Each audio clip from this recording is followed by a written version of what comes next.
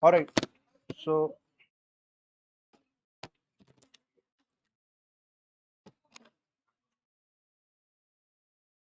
let's begin.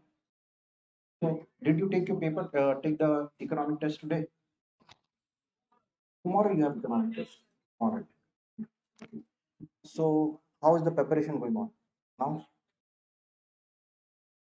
Crazy tension right now? No tension. So, tell me which are the important topics that you are facing problem with. I'll start with that.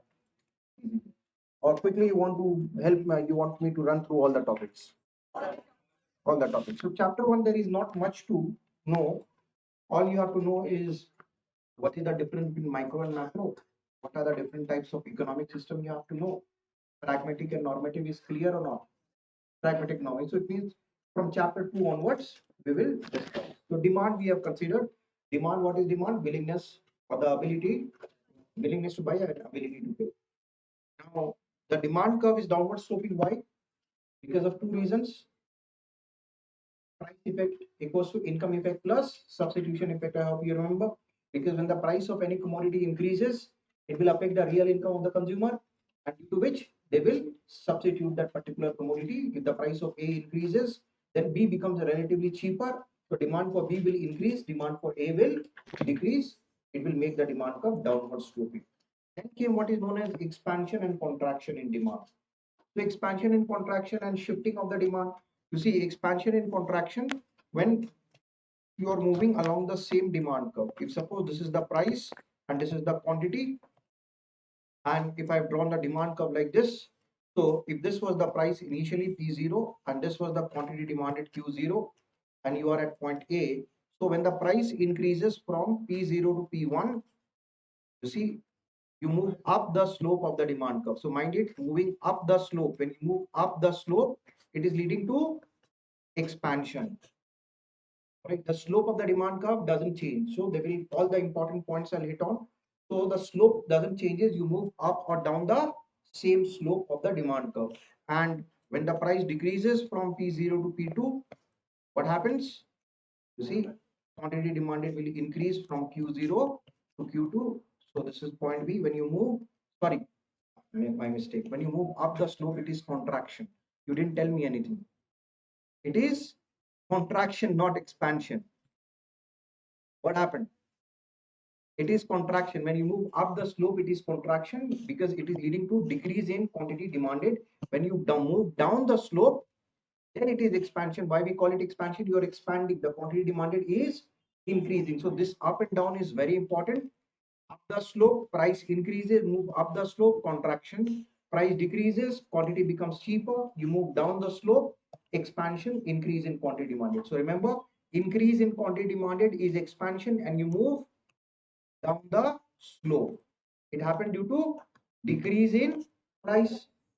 And when the price decreases, what happens? You move down the slope or up the slope. You move down the slope. Yes, price is decreasing to you move up the slope. Now when the price is increasing rate, when the price is going up, this is contraction. When it is contraction, you move up the slope. In this case, the price is increasing. Up and down याद रखने का, otherwise confusion हो जाएगा. Once again, simple.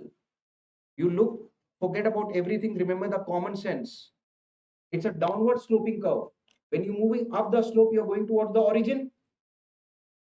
It means quantity decrease हो रहा है. When you're moving away from the origin, quantity increase हो रहा है. So when the price is increasing, when the price is increasing, ये देखो price increase हुआ, there is a decrease in quantity demanded. Decrease in quantity demanded.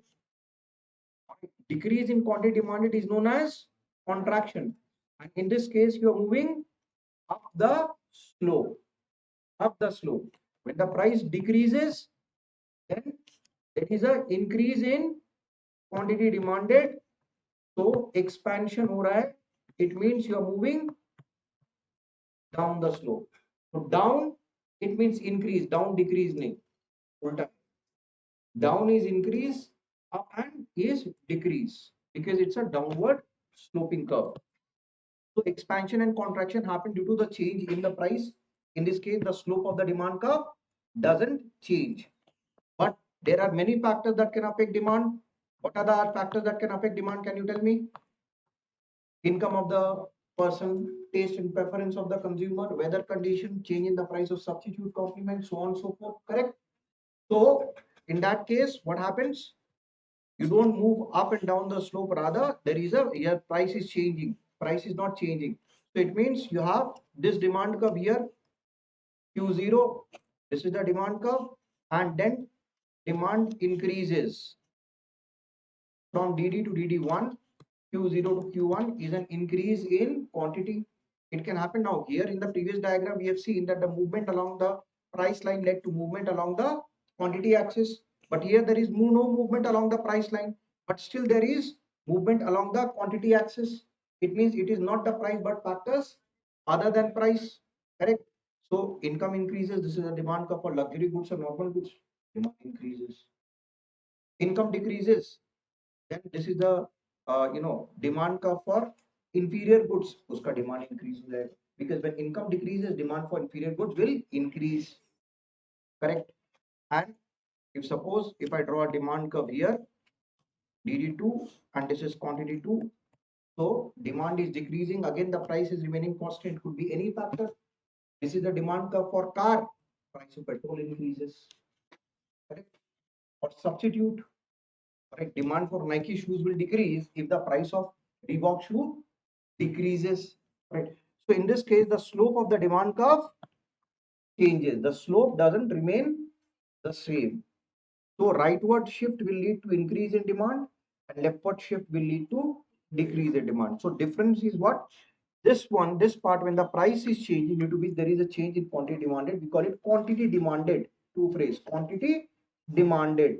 But when there is a change in quantity only, we call it, or demand only, then it means this is factor due to, I mean, this is not due to the price, due to other factors. So it could be any factor. Complementary substitute का concept पता है? Complementary goods, what did I tell you? Inverse relationship होगा. It means if the price of petrol increases, the demand for petrol car will decrease. Substitute good, there is a positive relation. If I want to buy LG television, Samsung gives discount, Samsung price decreases, then LG का demand decrease होगा, Samsung demand will increase. So factors other than price. And in case of income also, there were 4 situations I covered. What were those 4 situations? Normal goods. In case of normal goods, what happens? Income increases, demand increases. So direct relationship. In case of luxury goods, again income increases, demand increases. Direct relationship. But here more or less you will get the value E equals to 1. Here you will get E greater than 1. In case of necessary goods, what did I tell you? Income increases, demand may increase in the short run, but in the long run it will be constant. So we can say in the short run, the demand is E less than 1, and in the long run, the demand is perfectly inelastic. The Dettol example, if you remember, if we have money, we will end up spending more, even on necessary goods by a small margin. I will not buy 20% necessary goods when my income increases by 10%, maybe by 1% or less than 1%. But this increase was also useless. So what I'll do, I will decrease it in the long run, realizing my mistake. In the long run, demand will become perfectly inelastic. And in case of inferior goods relationship, you don't have to find out. Simply, if you're talking about inferior goods are what? Downgraded version of normal goods. So if my income increases, why will I buy garbage? So here the demand will decrease. Only in this case, you will have negative income elasticity of demand. From these points, again the questions is asked very frequently. You all have got the quick revision notes? Yes, no? Receive, no? Right. Then let's come to elasticity. What is elasticity of demand? Now, elasticity is the response of the consumer due to change in many factors. If we take into consideration the price, we call it price elasticity of demand. If we take into consideration income, we call it income elasticity of demand. If we take into consideration other factors, I mean price of substitute and complement, we call it cross elasticity of demand. Right? So elasticity will have 5 degrees, but usually we have to define elasticity. What are the methods? Four methods that we discussed: point method, arc method, proportionate method, and total outlay method. Clear? These are the four methods. Also remember, exception से एक question हमेशा आता है. In usually the demand curve is downward sloping. In case of exception, it becomes upward sloping. So what were the three exceptions that we covered? Veblen effect, then given goods. What are given goods? Every inferior good is not a given good. Those inferior goods which violate the law of demand, they are known as given goods. And then speculative goods. Speculation is a purchasing not for consumption, purchasing to sell later on. So under proportionate method, what was the formula? We say elasticity of demand, if you have to find out percentage change in quantity demanded divided by percentage change in price. And formula you can easily use. I think you all remember Q0 minus Q1 divided by Q0 into P0 divided by P0 minus P1. This can also be written as what? Delta Q by delta P into P by Q.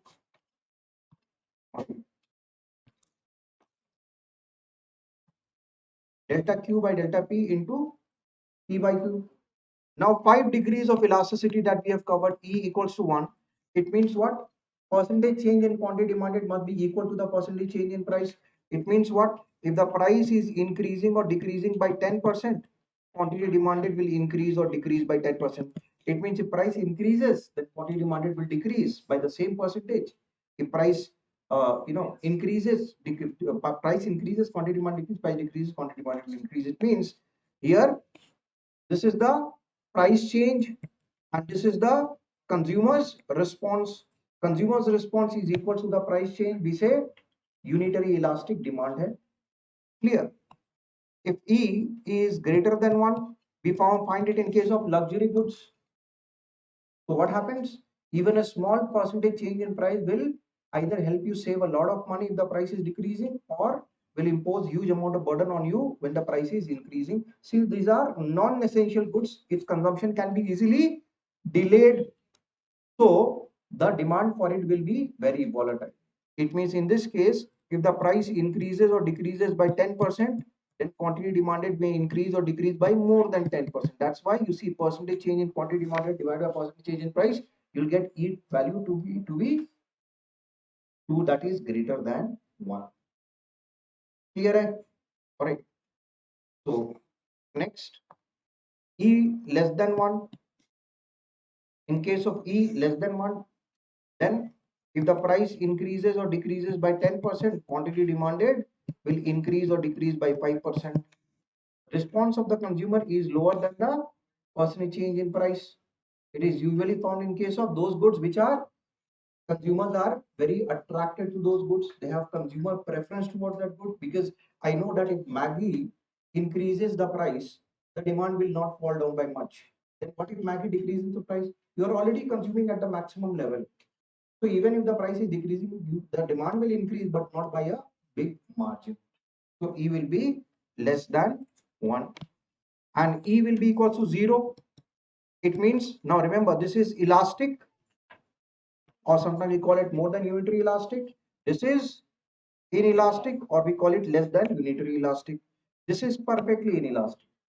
So in this case, you'll get a diagram which is more sloped. Here you'll get a diagram which is less sloped. Here you'll get a diagram which is a vertical straight line which is parallel to the price axis and touching the x-axis, that is quantity axis. So it means here quantity remains same, the price may increase or decrease. So here that's why you're getting value 0 because price may increase or decrease by any percentage, but there is no change in quantity demanded is 0. So that's why you get the value as 0. And last one was E equals to infinite. It means now price remains constant, but demand, see, I'm not writing quantity demanded because factors other than price. Demand may increase or decrease by 10%. So it means when the price is constant, it means change in price is 0. Anything divided by 0 will be infinite. In this case, you'll get a demand curve like this because the price is not changing. So still there is a increase or decrease in quantity. So it will make the demand curve parallel to the quantity axis or x axis, and it touches the y axis.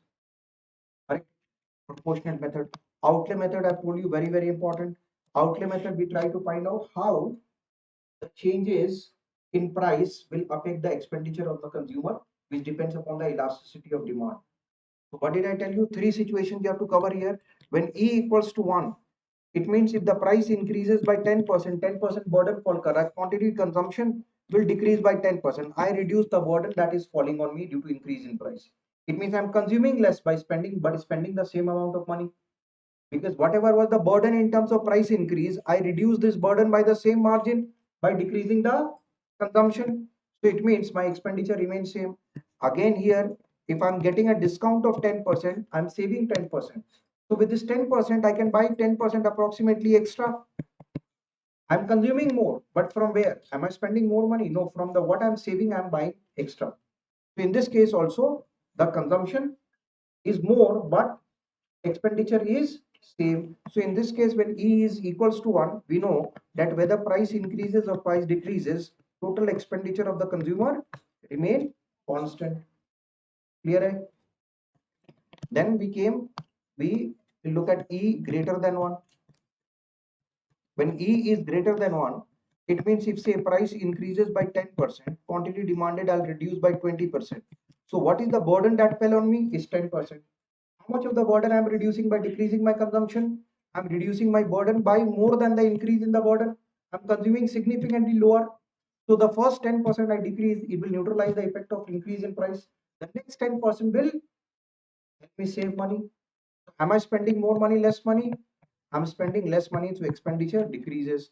And here, if price decreases by 10%, I'm saving 10%, so I can buy 10% extra. But I end up buying 20% extra. So first 10% can be financed from the saving, but another 10% I have to spend extra, isn't it? So in this case, what happens? Total expenditure of the consumer increases. So we see what? When E is greater than 1, price and expenditure move in the opposite direction. Correct? Here, price and expenditure move in the opposite direction. So E is greater than 1, price increases, expenditure decreases, price decreases, expenditure increases. Clear? Next. When E is less than 1. So now, if price increases by 20%, I decrease my quantity demanded by 10%. So burden, how much it increase on me? The burden is falling by due to price increase by 10%. I must reduce my consumption by 20% to spend the same amount of money. But am I able to reduce my burden by 20%? No. I'm able to reduce my burden by only 10%. It means 10% burden still there on me. So am I spending more money or less money? I'm spending more amount of money. So in this case, expenditure increases. And if I'm getting a discount, price is decreasing by 20%. I'm saving 20%. This is my saving. But from my 20% of saving, I can buy approximately 20% extra. But I'm buying 10%. I'm buying more. But from where? From 20% of my saving. Am I using all my saving? No, only part of my saving. So it means part of my saving I'm taking home. Correct? So in this case, am I spending more amount of money or less amount of money? I'm spending less amount of money. So expenditure in this case decreases.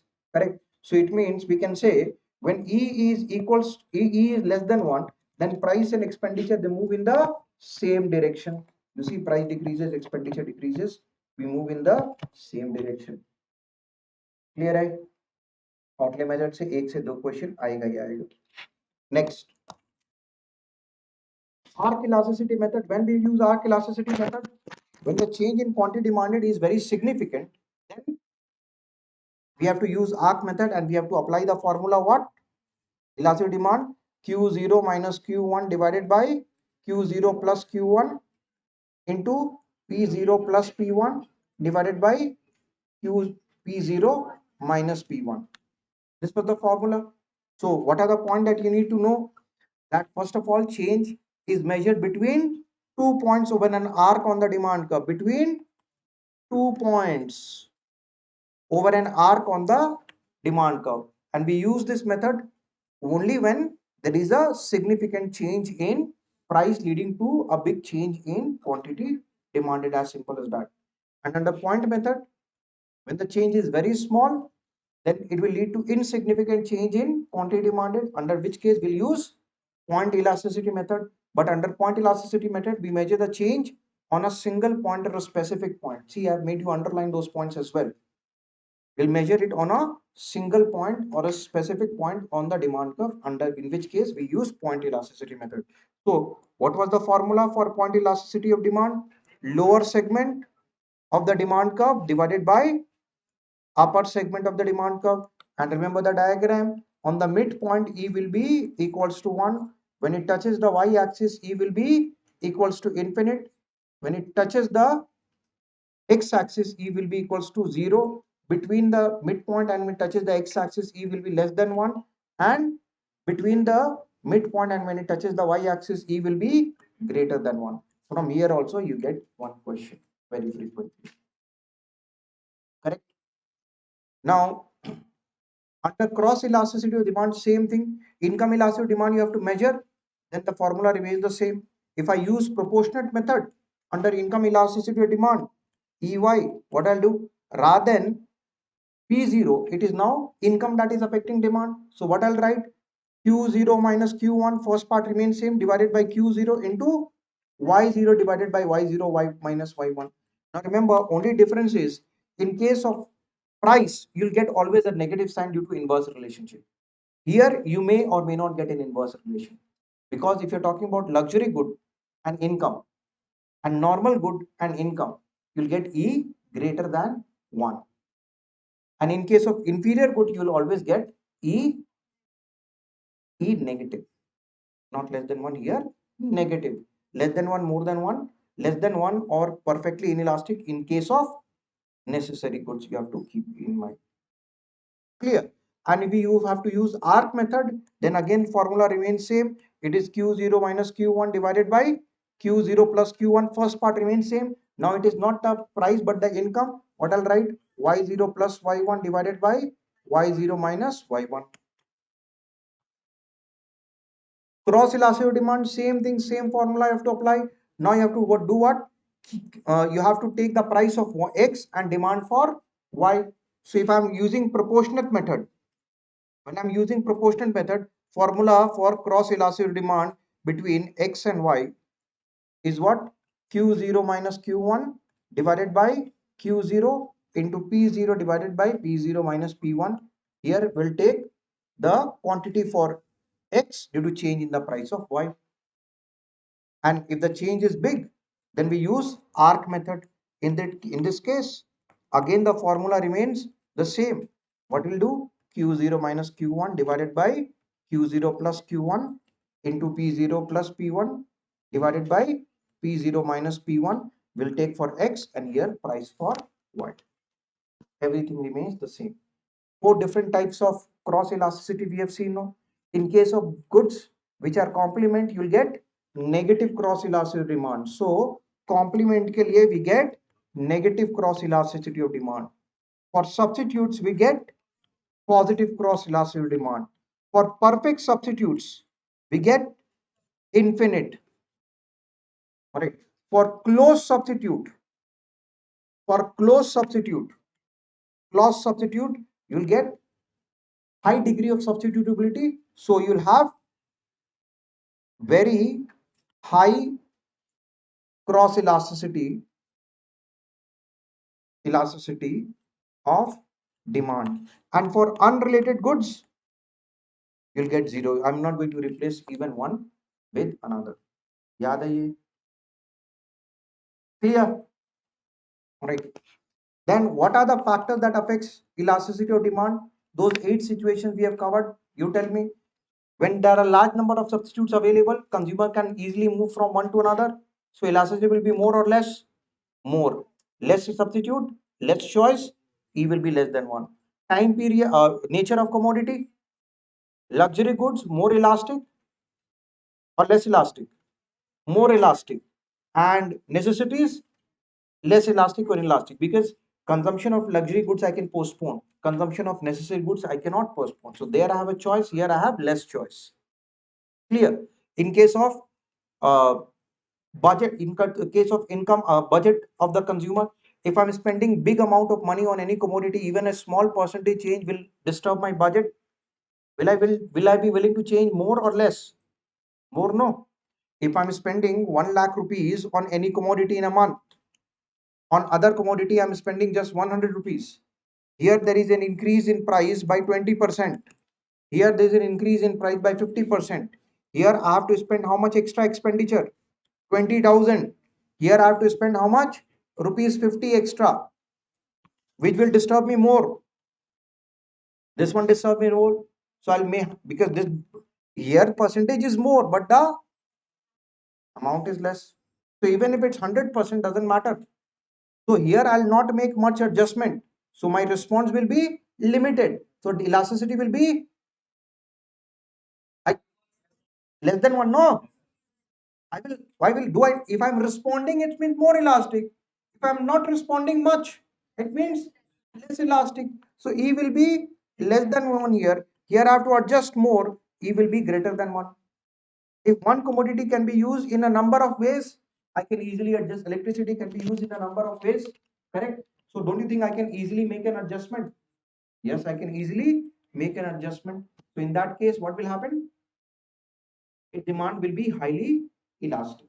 If a commodity I cannot use in a many different ways, like cooking gas example I gave you, you cannot much adjustment, so your demand will be inelastic. Time period we can adjust more. Now you see people are not more bothered much with the rise in the price of petrol. Why? Because they have adjusted. When it increased from 75 to 90, people were shouting. We were not able to adjust. Now we have adjusted. We understood 25 भी जाएगा तो चलेगा, चलो चलता है. So in the long run, people will find ways, better ways to make an adjustment. So the demand will be elastic or inelastic. Elastic. When you are able to adjust, you will respond. When you are not able to adjust, you will not be able to respond much. In the short run, the demand will be inelastic. Then it was your personal consumer habit. If I'm not addiction, if I like Maggie, I'll be willing to pay even if the price increases.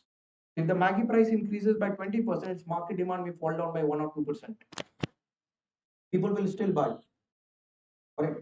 So personal taste and preference of the consumer will stop the consumer from responding much. So the demand for such goods will be inelastic.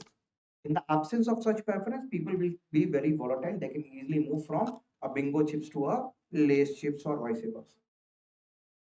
Clear. Now, perfect complementary goods. Complementary goods. For what is tea and sugar are complementary goods? Why not perfect complement? I can consume tea without sugar as well. Generally, tea is consumed with sugar. But car and petrol are perfect complementary goods. I cannot drive my car without petrol. Correct? Right?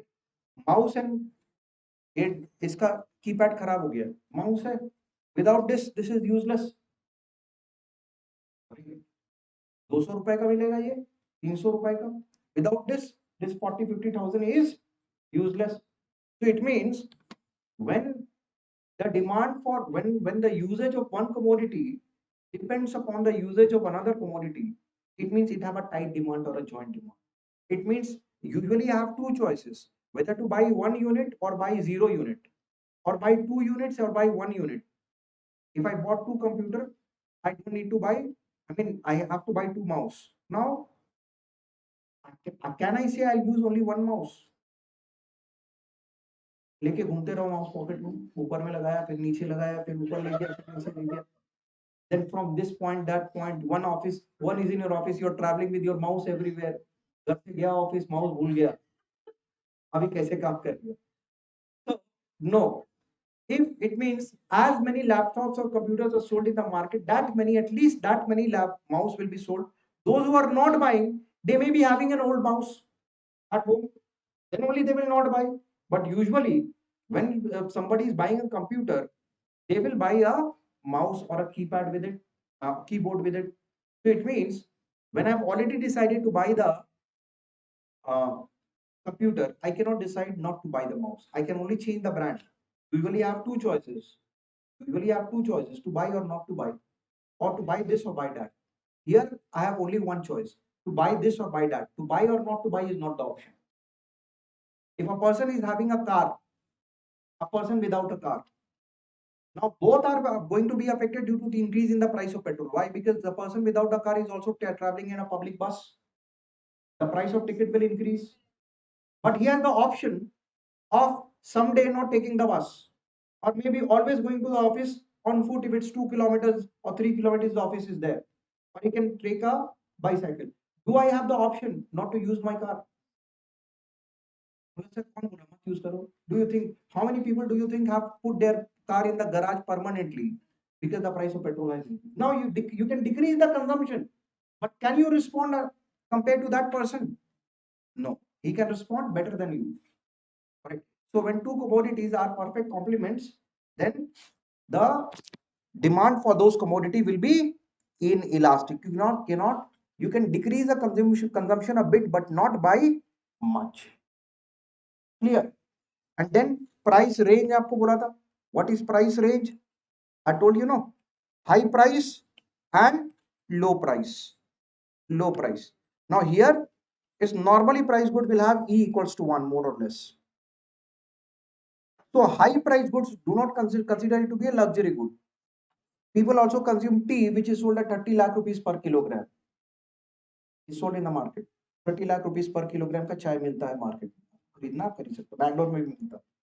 In Bangalore, it is available. 30 lakh rupees, 35 lakh rupees, 1 kilogram of tea.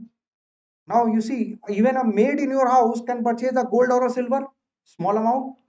But ask her, will you purchase 50 grams of this tea? 30 lakh rupees ka hai. Who will purchase these goods? Mahakarorpatis, they will purchase. Correct? They are crazy or not, I don't know. But they are the ones who have a bank balance of 100, 200, 300, 500, or maybe 1000 crore. They can chalo try karte. You know, there are mangoes also available in India, which is 15 lakh rupees पर kilogram का mango मिलता है. 15 लाख रुपए का कौन खाता है मेरे को पता है. एक्सपोर्ट होता है 15 lakh. I came to know about it last month only. 15 lakh rupees में बोला कि यहाँ पे 4-5 जीरो एक्स्ट्रा लग गया है क्या. 15 lakh rupees per kilogram. Who will buy? So high price goods are purchased by those who are very high income. Even 35 lakh rupees per kilogram of tea, it is 0.0001% of their income. Will they be affected much when the price changes? No. So it means the demand for these goods will be inelastic. Low price good for different reasons. If something is sold, a matchbox is sold at 1 rupee, price increases by 100% after 40 years. 2 rupees हुआ. Will it demand will fall down by much? No. Because when something is sold at a low price, even a big change up and down in price will not affect your budget. Have you seen, if suppose tomorrow you get 50% discount on matchboxes, क्या bucket भर के matches खरीदेगा? घर से लाने का है? नहीं, नहीं खरीदेगा. So demand will नहीं. Tell me, if suppose the refill that you are using 10 rupees है, you get 30% discount, 7 rupees में मिल रहा है. क्या आप पूरा stack भर के खरीद लेगा? अभी मैं भी, मेरा भी पढ़ाई हो गया, बच्चा की पढ़ाई हो गया, उसका बच्चा की पढ़ाई हो गया, उसका बच्चा, सब पूरा 5 जनरेशन का पेनिंग मैं खरीद लिया. Will it ever happen? The answer is no. So for this reason, low price goods are sold at such a low price that even a big percentage change in price will not affect even a beggar who is spending 2 or 3 rupees on this commodity. So demand will be also inelastic. Clear? Then I told you about joint demand and derived demand and autonomous demand ka difference. Joint demand, I've told you. Tight demand. If the demand for computer will increase, the demand for mouse will always increase. Correct? Joint demand. But don't you think if the demand for computer increases, then the demand for microprocessors will also increase? Here also you have a direct relationship, but we call this derived demand. The previous one was a joint demand. What is the difference? In case of joint demand, two commodities are perfect complements. A mouse is not used to manufacture the computer. They are used together. But a microprocessor is used to manufacture a laptop. It is a part of the laptop. You cannot, I can take out my mouse from my computer and attach it to different. But can I take out microprocessor? Where leke jayega main? You cannot do it. Right. Car and a tire have joint demand because I can replace the car tire. And car cannot run without a tire. But rubber and tire are derived demand. Why? Because tire is derived from rubber. So whenever you have a factor raw material and finished good relationship, it is a derived demand. When two commodities are perfect complements, sorry, perfect complements, yes, then they have a tight demand or a joint demand. It means the same thing. Autonomous demand, this concept doesn't, this is only a theoretical idea. Practically, these goods do not exist. It means when the demand for X is increasing, it will not affect the demand for any other thing. But that is not a possibility. Even if you are consuming rice, wheat, pulses, then also demand for fertilizer, demand for electricity क्यों? Because irrigation pump चल रहा है, will it not increase? Demand for petrol and diesel, will it not increase? Distribution, correct? Right. So autonomous demand concept do not exist, it's only theoretical construct. Supply क्या है?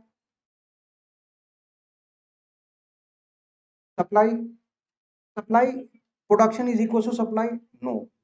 Stock is equal to supply? No. Then what is supply? Stock which is offered for sale. Goods which are offered for sale. Because I may have produced 1 lakh unit, but the price would have fallen down. I will not sell everything. So production may or may not be equal to supply. So supply is what? Goods or stocks offered for sale at a particular price during a particular point in time. And supply, law of supply says what? Direct price demand relationship. Why? Because it's all about profit.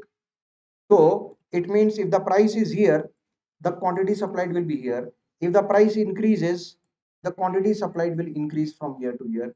And if price further increases, then the quantity supplied will further increase. And if the price decreases, quantity supplied will decrease. Because higher price means more profit for the seller. More profit for the seller, it means people they will supply more of the commodity. But there are cases when supply do not work. What are the cases when supply do not work? Agriculture goods in the short run, its supply cannot be increased or decreased. Antiques, antiquities and rare items, its supply cannot be increased even in the long run. Forget about the short run. And land, whose supply is always fixed, according to Ricardo. Correct? Clear? One more thing I forgot. Demand is a qualitative statement or a quantitative statement. Demand and supply both. They both are quantitative. Qualitative. Why? Because the law doesn't tell you by what margin the demand or supply will increase or decrease when the price changes. It only gives you the direction of change. The change can be measured after the change has already happened. And they both are flow concept. Why? Because both the law of demand and supply talks about change in price due to change in quantity demanded or change in quantity supplied due to change in price. It means flow concept when you measure the change between two different time periods. So that is the flow concept. So both demand and supply are qualitative concept and a flow concept. Now supply depends upon many other factors. What are those factors? Again, every time one or two questions are asked from there. What are the factors upon which supply depends? Many things. First of all, same price. So you have a direct relationship. Always think about profit. Whatever increases the profit of the seller, he will increase the supply. If it decreases the profit, he will decrease the supply. So A and B I'm selling. A is sold at rupees 10. B is sold at rupees 5. I will supply A. But price of B increases from 5 to 20 rupees. Will I continue to supply A? No. It means if I continue to supply A, it means I'm losing out how much? I'm losing out 10 rupees, no? Clear? Because difference now is 5 rupees. Then the difference now, after this, when previously difference was 5, now the difference is 10. So what I'll do? When the price of B is increasing, I know B gives me higher profit. But I cannot supply B unless I decrease the supply of A. Why? Unlimited resources nahi hai kisi ke paas. Scarcity of resources. So what I'll do? I'll decrease the supply of A, save the resources from there, take away it and produce B. So it means when the price of B increases, then supply of A will decrease. Inverse relationship. All right. Next, I told you about cost of production. So when cost of production increases, you cannot increase the price because quantity demand will fall down. So increase in cost of production will lead to decrease in your profit margin. Profit margin, what you will do? You will decrease the supply. Whatever decreases my profit, I will decrease the supply. If cost of production decreases, then I will increase the supply. It means relationship between cost of production and supply is inverse or indirect or negative relation. Advanced technology, it is related to cost of production.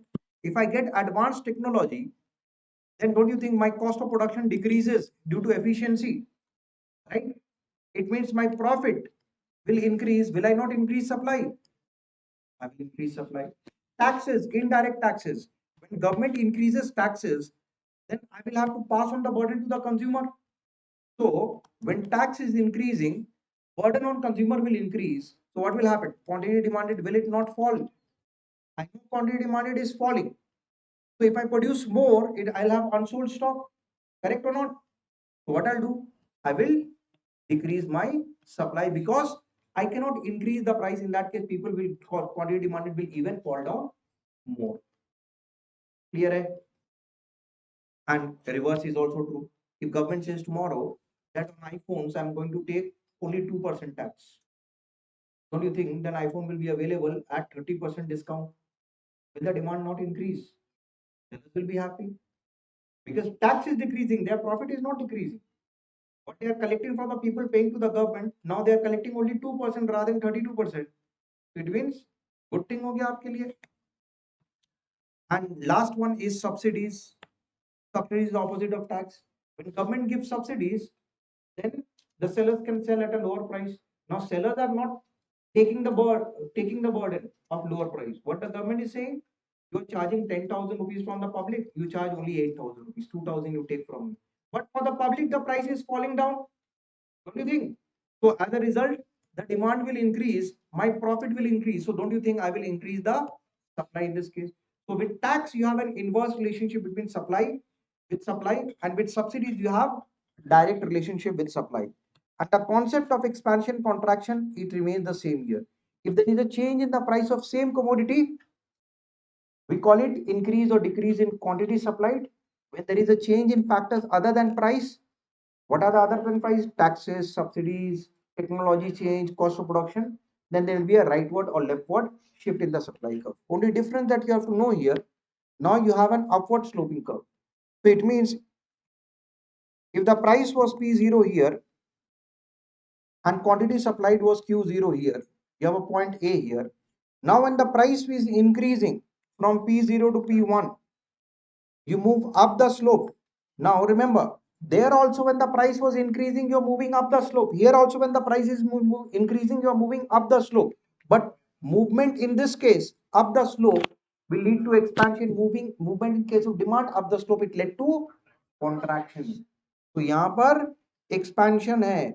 You're moving up the slope from point A to point B. So it means what? Price increases, you move, there is an expansion.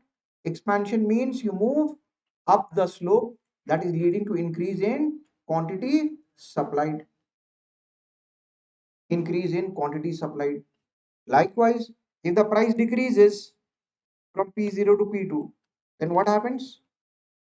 The quantity decreases from Q0 to Q2. So now you're moving down the slope. Down mill move कर रहा है. There also when the price decrease, you move down the slope, but this way down. Here this way down. There you're moving on the positive side of the quantity axis. Here you're moving on the negative side of the quantity axis. So there down the slope led to expansion. Here down the slope is going to lead to contraction. So when the price decreases, you will have contraction. You will move down the slope, leading to decrease in quantity supplied. Clear? Hai? And rightward leftward is the same thing. Only difference is now you have the price here and this is the supply curve. Initially I was doing the demand curve like this.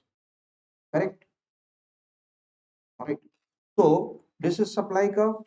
This is Q0, and supply increases from S0 to SS1, Q1, supply is increasing. Why? This could be a commodity, advanced technology came, cost of production came down. This is good A, price of good B is decreasing, so I'm increasing the supply of good A. So any other factor. This is the supply curve for ice creams. Summer आ गया, supply increase. Winter आ गया, supply decrease. Correct. So rightward move in case of both demand and supply curve will lead to increase in demand and increase in supply, and leftward move in case of both demand and supply curve will lead to decrease in supply. So this one we don't call it decrease in quantity supplied, we call it simply decrease or increase in quantity, या फिर decrease or increase in supply. But there we use both.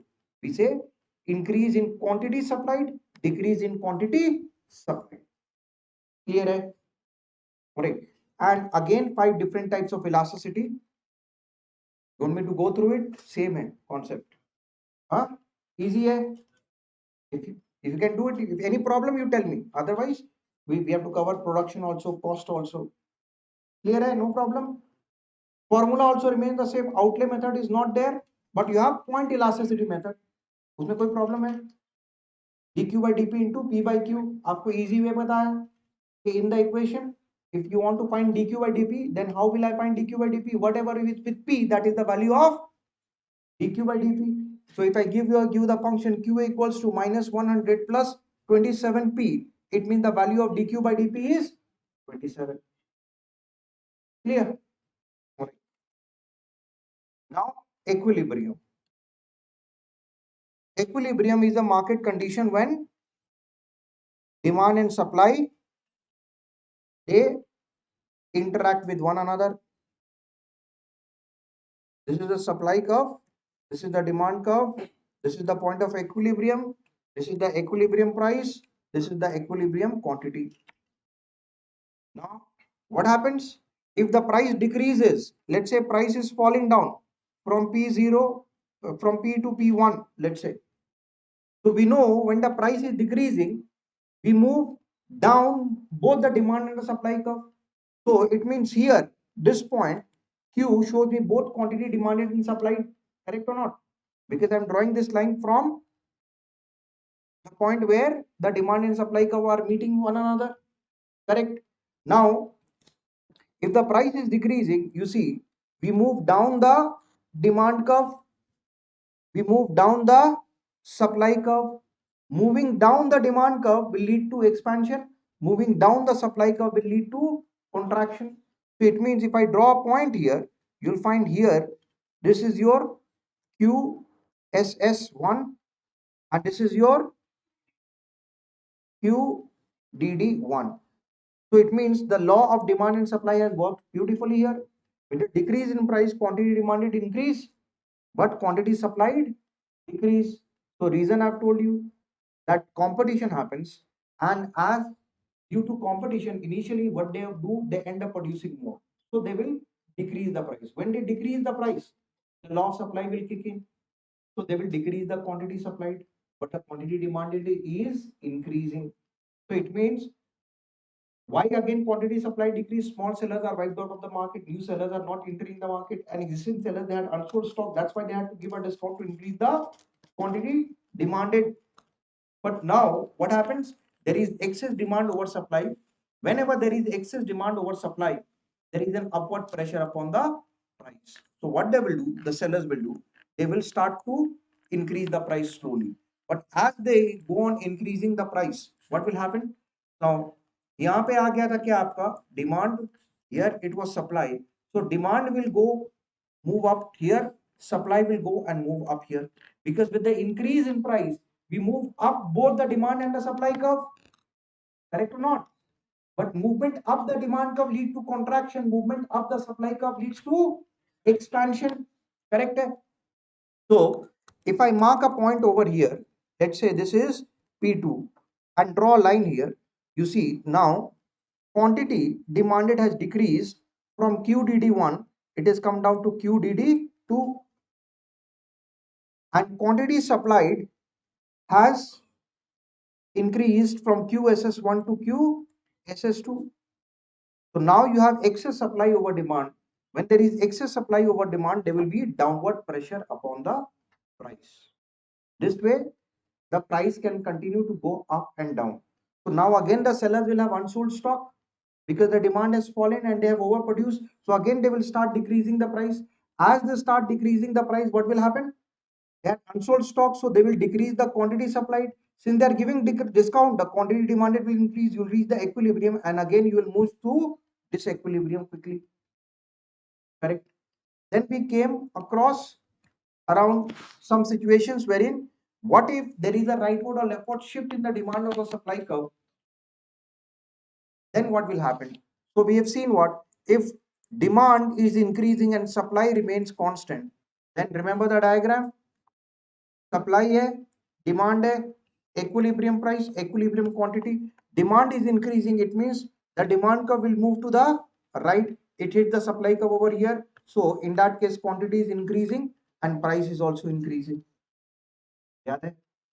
Same way if demand decreases, if demand decreases, then what happens? You see quantity is decreasing and price is also decreasing. Correct. If supply is increasing and demand remains constant, then what will happen? Supply, demand, equilibrium price, equilibrium quantity. Now supply is increasing, so rightward shift in the supply curve. So where does it hit the demand curve? Over here. Quantity is increasing but price is decreasing. And what did I tell you? If demand and supply increases together, then you have to find out what are the three situations. What happens first? First, it could be a possibility that demand is increasing. Increase in demand is equal to increase in supply. Demand is increasing. Increase in demand is greater than increase in supply. Or demand is increasing, but increase in supply is greater than increase in demand. In all these cases, one thing will be certain. In all these cases, quantity will increase. But in this case, price will remain constant. In this case, price will increase. In this case, price will decrease. All right. So, you want me to show it to you? Any of these? Yes, no? कोई confusion नहीं है? है? नहीं. Then we move to theory of consumer behavior. Consumer behavior was revolving around utility. What is utility? Utility is the want satisfying power of the commodity. Three major types of utility we have seen. What is it? Form utility. Intermediate goods are converted into finished goods. Time utility. When the goods are made available to you at a particular point in time, when it is needed or wanted or desired. And place utility. When the goods or services are made available to you at your place of convenience. Right. But utility can be created or not. Yes. But matter cannot be created. So when human being through their effort, they produce something, they are adding or creating utility, they are not creating any matter. Men cannot create matter. They can only transform one good into another. So utility has got nothing with usefulness of the commodity, because we know that even socially harmful goods like cigarette and alcohol have utility for those who consume. So remember, it has got nothing to do with usefulness of the commodity. It is want satisfying power of the commodity. Utility is approached in two different ways, either cardinal and ordinal. On the cardinal side, you have Alfred Martian. Ordinal side, Hicks and Allen. Cardinal side, you have two theories: law of diminishing marginal utility and law of equimarginal utility. Diminishing marginal utility we had studied in detail because that's the part of the curriculum. Equimarginal utility क्या है? A common household will spend his income in such a way that he will end up allocating proportionately more sum of money on good that gives him more satisfaction, and relatively less sum of money on goods that gives him less satisfaction. It means equal to the satisfaction derived, I am allocating the money. And law of diminishing marginal utility says what? That the marginal utility, that is the satisfaction that you're deriving, with every successive consumption, it will continue to fall down as we consume more and more. But which one is a better method of determining utility? Cardinal or ordinal? It is ordinal, because you cannot figure out, you cannot count the total utility that you receive from the consumption of any particular commodity. All right. So Why? Because you see, you can say whether you like tea or coffee, whether you like tea more or coffee more, but you cannot say how much more do you like tea over coffee. There is no meter in your head that will give you the reading, right? That's why ordinal is a better. Now, law of diminishing marginal utility, under which what we have seen, that as we go on consuming, remember marginal utility is what? Additional satisfaction that you derive. And total utility is nothing but a summation of marginal utility. Right. So on the y-axis we have taken utility, on the x-axis we have taken consumption in terms of quantity that you consume. So this was your,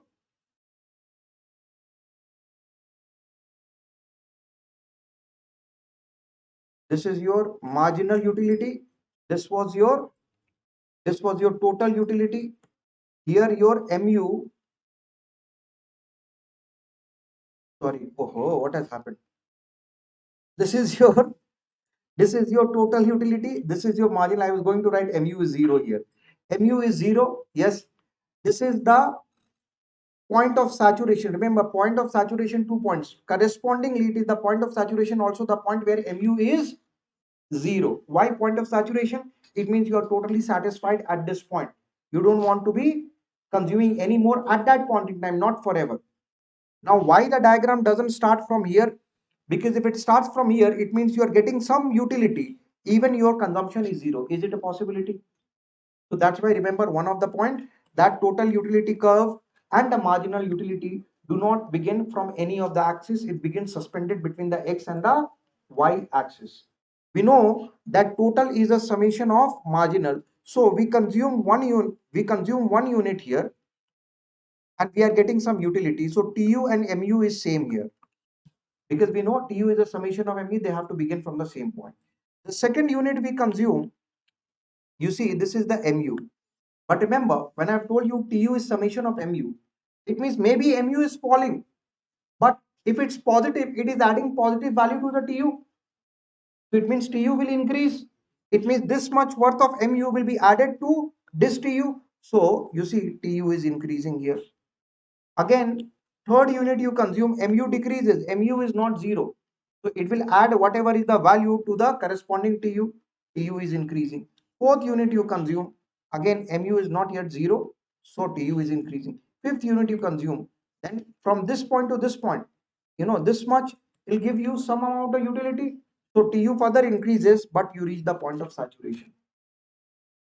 Now, at this point, you will not want to consume more. Now, this could be 4 utility or 5 utility for that consumer. For other people, it could be 10 utility, 10 quantity that you consume. So, what are the point that you need to remember here is that as we go on consuming, the marginal utility, it means the additional satisfaction derived from consumption of that unit, that commodity decreases. Why it decreases? Because the previous unit had taken care of some consumption, some of the satisfaction. It means I'm not as hungry or as unsatisfied as before. So it will give me satisfaction but lesser than before. So what are the major points you have to remember? When mu is falling but it is positive, during that time what is happening? Tu is increasing, or you can other way around also you can say. When Tu is increasing, mu is decreasing but it remains positive. They can give the question from either of the end. Right.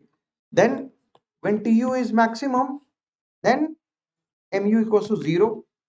And when Tu begins to fall down, we know it's a summation of mu. So Tu is falling down and mu we must be negative. Clear? And when Tu is maximum, mu is 0, we have covered.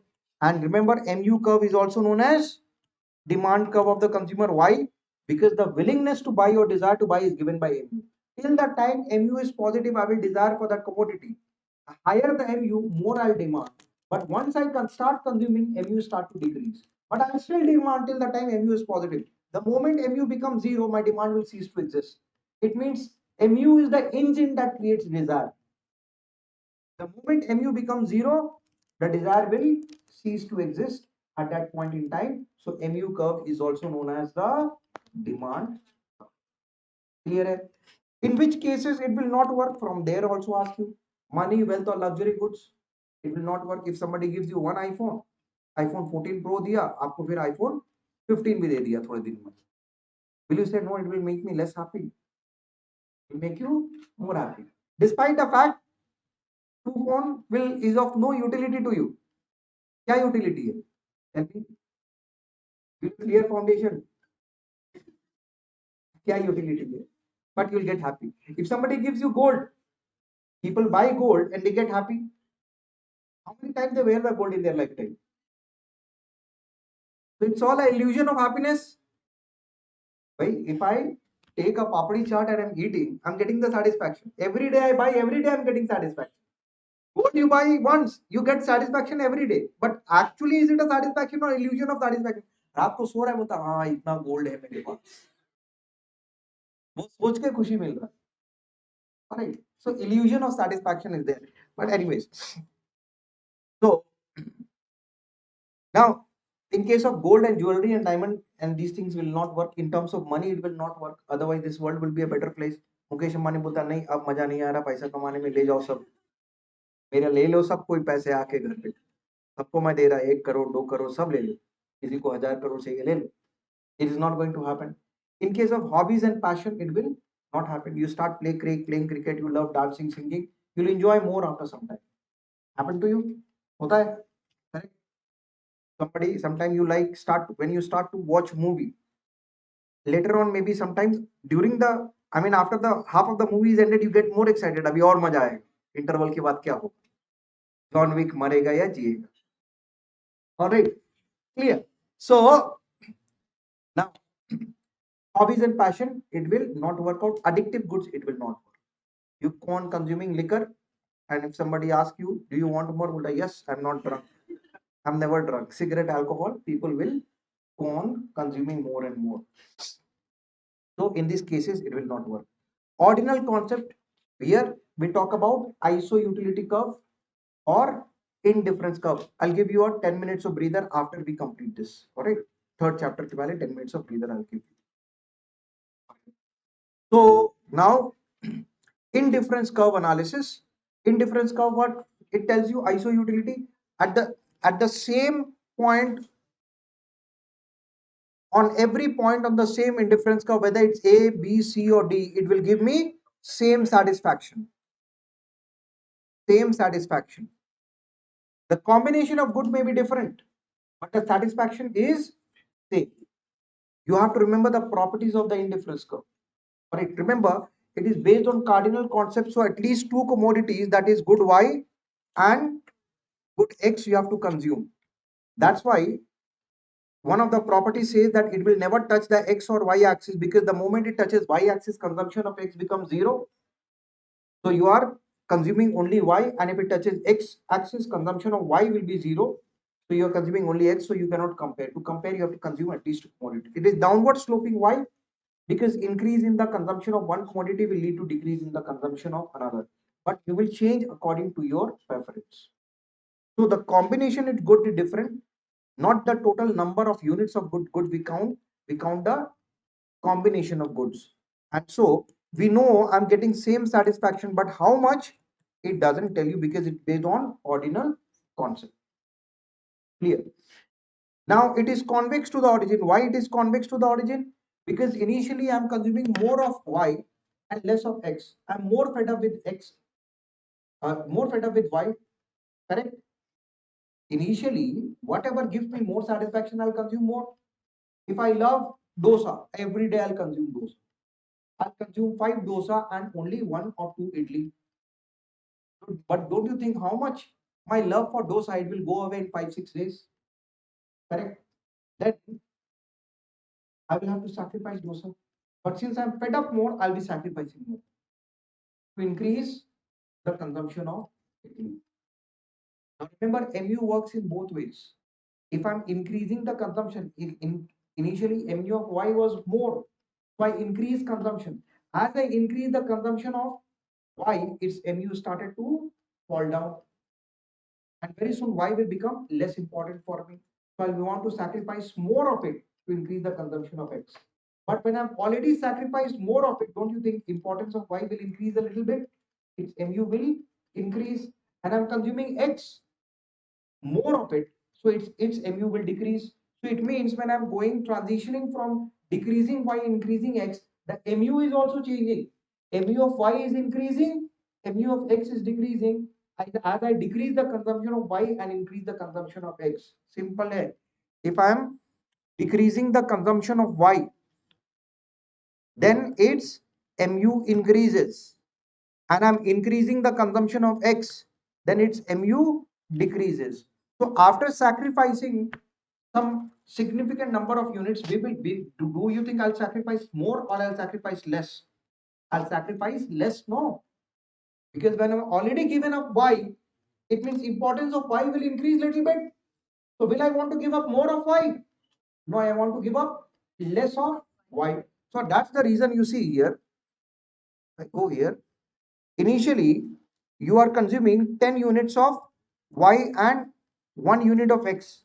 Then you give up 5 units of y to increase just 1 unit of x. Then you are giving up only 2 units of y to increase it by again 1 unit. So this will make the indifference curve convex to the origin. So it is convex to the origin due to diminishing marginal rate of substitution. Now, what is the marginal rate of substitution? How many units of y am I giving up to increase the consumption of x by 1 unit? So it means if suppose here y is here and x is here, and I'm consuming, let's say, 30 units of y and 2 units of x. Then I give up, let's say, 10 units of y to increase the consumption of x from 2 to 4 units. Now, what is the marginal rate of substitution between x and y? कितना है? Marginal rate of substitution is calculated wherein we find out how many units of y am I giving up to increase the consumption of x by 1 unit. So here I am giving up 10 of y to increase 1 unit, 2 units of x. To increase 1 unit of x, 1 unit of x, how much I have to give up? 5 units of y. So marginal rate of substitution is 5 here. Correct? Clear? Now when I've already given up 10 units, will I give 10 units more? No. I may give up only 8 units to increase it to 6. So now how much I'm giving up? I'm giving up from 10 units. I'm sorry, from 20 किया ना, 10 किया ना, 20 हुआ था ये. So 12 units here. Correct. I gave up 10, no. 30 से 10 गया था, 20 नहीं आएगा, 30 से 20 आएगा, 10 10 गया तो मतलब 20 गिव अप कर दिया. So I gave up 10 to increase it by 2. You see, gave up 10 minus 10 to increase it by 2. To increase it by 1, I have to give up 5. Here, when I've already given up 10, will I give up 10 now? No, I may give up only 8. Alright, to increase it again by 2. So what is the marginal rate of substitution? 4. So it will go on diminishing. That will make the indifference curve convex to the origin. Remember, convexity of the curve is due to diminishing marginal rate of substitution. An indifference curve, two indifference curves should never intersect one another, because why? A higher indifference curve will give you more satisfaction. What is the reason? Because it will consist of more goods, and lower indifference curve will consist of less goods. So it will give you lesser satisfaction. How much more, how much less, it will not tell you. I can only tell you that IC3 gives me more satisfaction than IC2. But how much more, it will never not tell you, because it's based on ordinal concept.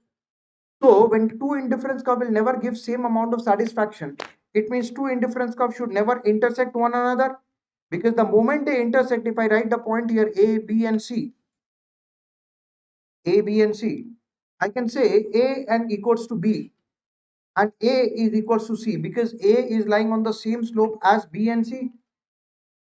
But do you think B is equals to C I can write here? Because mathematically I know when A equals to B, A equals to C, then B should be equals to C. But here B is not equal to C.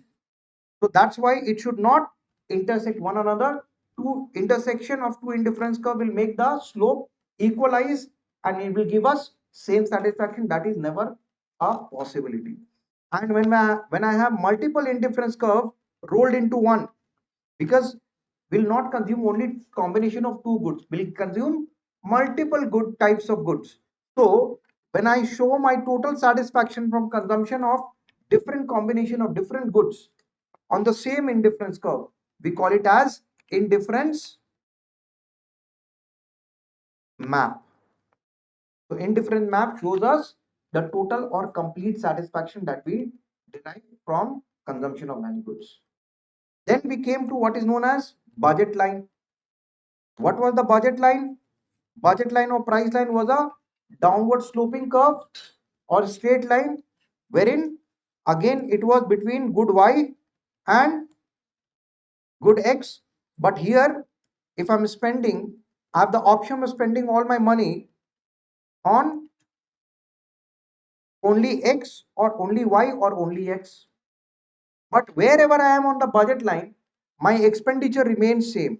So it means here if I'm spending 5,000 rupees, at all other point I'm also spending the same amount of money, 5,000 rupees. Same amount of money, 5,000 rupees I'm spending. Same amount. Why? Because here I'm spending all on A 5,000. But if I want to increase something on X, so I'm increasing the consumption of X from 0 to this point. Can I do that without decreasing the consumption of Y? No. In that case, what will happen? If I don't decrease, then I'll have a budget line over here. Then I'll make another budget line. So that is not a possibility. So in order to increase the consumption of X, I have to decrease the consumption of Y, save money and then put in X. Because we have limited income. Whether you are a businessman or a government or a household, everyone has limited money. And so there is a direct or inverse relation between what you spend on X and what you spend on Y. So every point on the same budget line will always give you same amount of total expenditure. A point inside the budget line shows underspending, point outside shows overspending. Both is not a possibility. Why? Because you have made this budget line, you have decided to spend 5,000 rupees. Why will you spend more than 5,000? If you have to spend more than 5,000, you'll make a budget line over here. Do you think your neighbor told you to make this budget line for yourself, or you have made your budget yourself? You have made the budget. When I have made the budget of 5,000, why will I spend more than 5,000 or less than 5,000? I'll never do that. So that's why a rational consumer, after making a budget line, he will neither overspend nor underspend. Budget line depends on three things. What are these three things? Price of X, price of Y, and income of the consumer. Because if the price of X increases, then I have to decrease the consumption. Example दिया था आपको, if you remember, X is sold at rupees 100. I'm buying 50 units of X quantity. So total expenditure here will be rupees 5,000. Y, on the other hand, is sold at rupees 200 and I'm buying 30 units. So it means how much I'm spending? 6,000. So total my expenditure is 11,000. Now what happens? The price of X increases. Price of X increases from 100 rupees to 150 rupees. To now buy 50 units, how much I need? 7,500. Correct? And to buy Y, which is sold at the same price, that is 30. So I'll have to spend 6,000. So it means together how much I have to spend? 13,500. That is 2,500 extra. I have limited income. Can I do that? The answer is no. So it means when the price of X increases, I will either have to decrease the consumption of X or decrease the consumption of Y. So it means I have to reform my budget. And when the price decreases, I will again reform my budget. Don't you think the price of many things in India, everything, many things price have increased, but many things prices have decreased. Don't you think the price of broadband services in India have decreased in the last 10 years? So if suppose a household was having 2,000 rupees budget for broadband, do you think they have 2,000 rupees budget for broadband? The price of telephone bills hasn't it come down? Now that's a different thing that MPs and MLAs still getting 15,000 rupees for recharging their mobile phones in a month. All right, but the price has come down significantly. So when the price will come down, your budget will also come down. So it depends upon the price of X, price of Y, and of course on the income of the consumer. Then we talked about consumer equilibrium. Now remember, under law of diminishing marginal utility, consumer equilibrium was determined at what? When mu is equals to price, and consumer surplus is when what the consumer is willing to pay and what he actually pays. So if mu is greater than price, then you have a consumer surplus. When mu is equal to price, you have consumer equilibrium. But here, if I want to find out where the consumer is at equilibrium, then it will be at the point wherein the price line or budget line is tangent to the highest possible indifference curve. So it means if this point at point E, at point E, at this point, the price line or budget line is tangent to the highest possible. Now, you suppose if I'm on IC1 at point A, let's say point A or point B or point C or point D. Now, point A will give me lesser satisfaction than D, but D will give me lesser satisfaction than E. Likewise, here point B will give me lesser satisfaction than C. C will get lesser satisfaction. It means if I have a possibility of increasing my satisfaction without spending anything extra, will I do that? Yes. By just arranging the goods, I can move or jump from one indifference curve to another. And when I reach the point wherein no further adjustment I can do, and I'm deriving the maximum possible satisfaction, that is when I say that consumer is at equilibrium. It happens from the point wherein the price line or budget line is tangent to the highest possible indifference curve, that is happens on IC3 at point E. Now, any point on IC3, whether this point, this point, this point, this point will give me even higher satisfaction. But is it approachable? No. Why? Because it is beyond my budget line. Clear? Remember you phone that phone example I gave you, how you have to keep adjusting till you reach the satisfaction level. So now this point E, when you are getting equilibrium, we also say at this point mu of x by price of x equals to mu of y by price of y. I told you numerical question, if you get, you'll get a simply they will give you this and this and ask you what is the price of y in this map. Clear? Any confusion over here? No confusion? You can take 10 minutes of breather, then we'll start with chapter 3.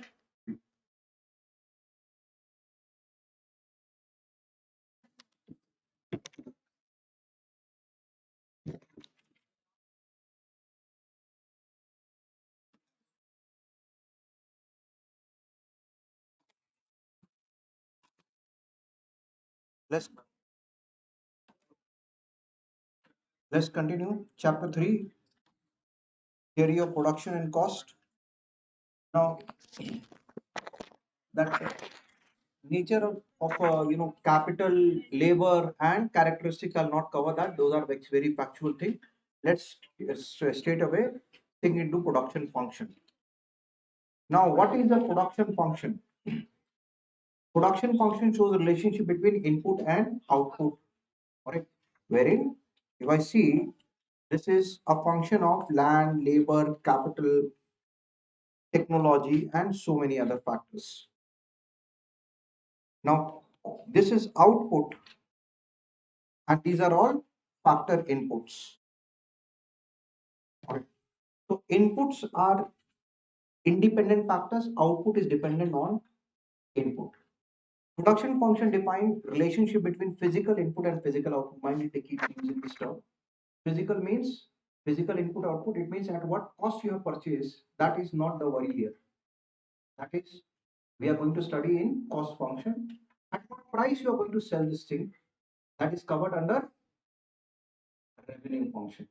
So cost function, production function only talks about how many quantities of input is going into the production and what is the total quantity of output. But technology, whether in the short run or long run, is assumed to remain constant. That is one assumption. Second assumption, it's an implicit assumption rather. What is that assumption? Assumption that every producer will try to get maximum output from minimum input. Remember the lime example I've told you. So when you're making a lime juice for yourself, nobody is going to teach you how to squeeze the lime, but you will try your best to get squeeze every single drop from it. Why? because resources are scarce. You have purchased the line from your hard-earned money. So nobody have to tell you how you have to squeeze it. You see, middle income earning household, everybody does that. Toothpaste is over, but still you try to hold it to the uh, and then you try to extract the last unit. So if a consumer is doing it to save money, don't you think producer will also, if he's paying for 8 hours of work to a laborer, he will squeeze out that much of labor from that particular individual human resource? So maximum output from minimum input. Now production function, again remember, time element in economics, largely in production function, was given by Alfred Marshall, can be divided into either short run or long run. In the short run, we call the law as law of variable proportion or law of diminishing marginal return. Marginal utility or return may confuse you. Utility is related to consumption. This is related to production. And long run, we call it as returns to scale. So short run, we call it law of variable proportion, law of diminishing marginal return, or law of returns to factor.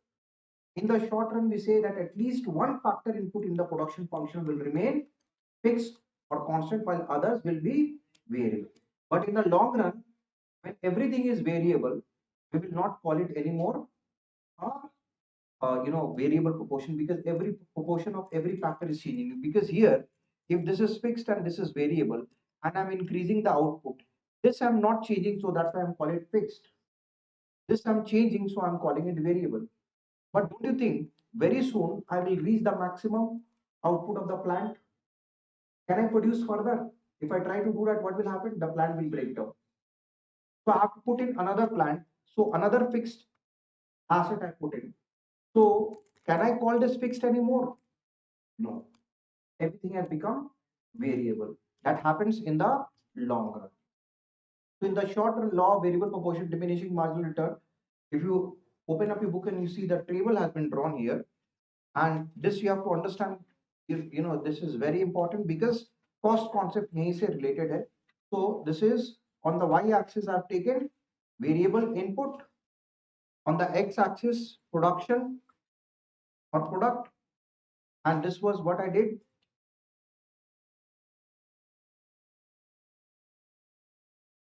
So this was your TP,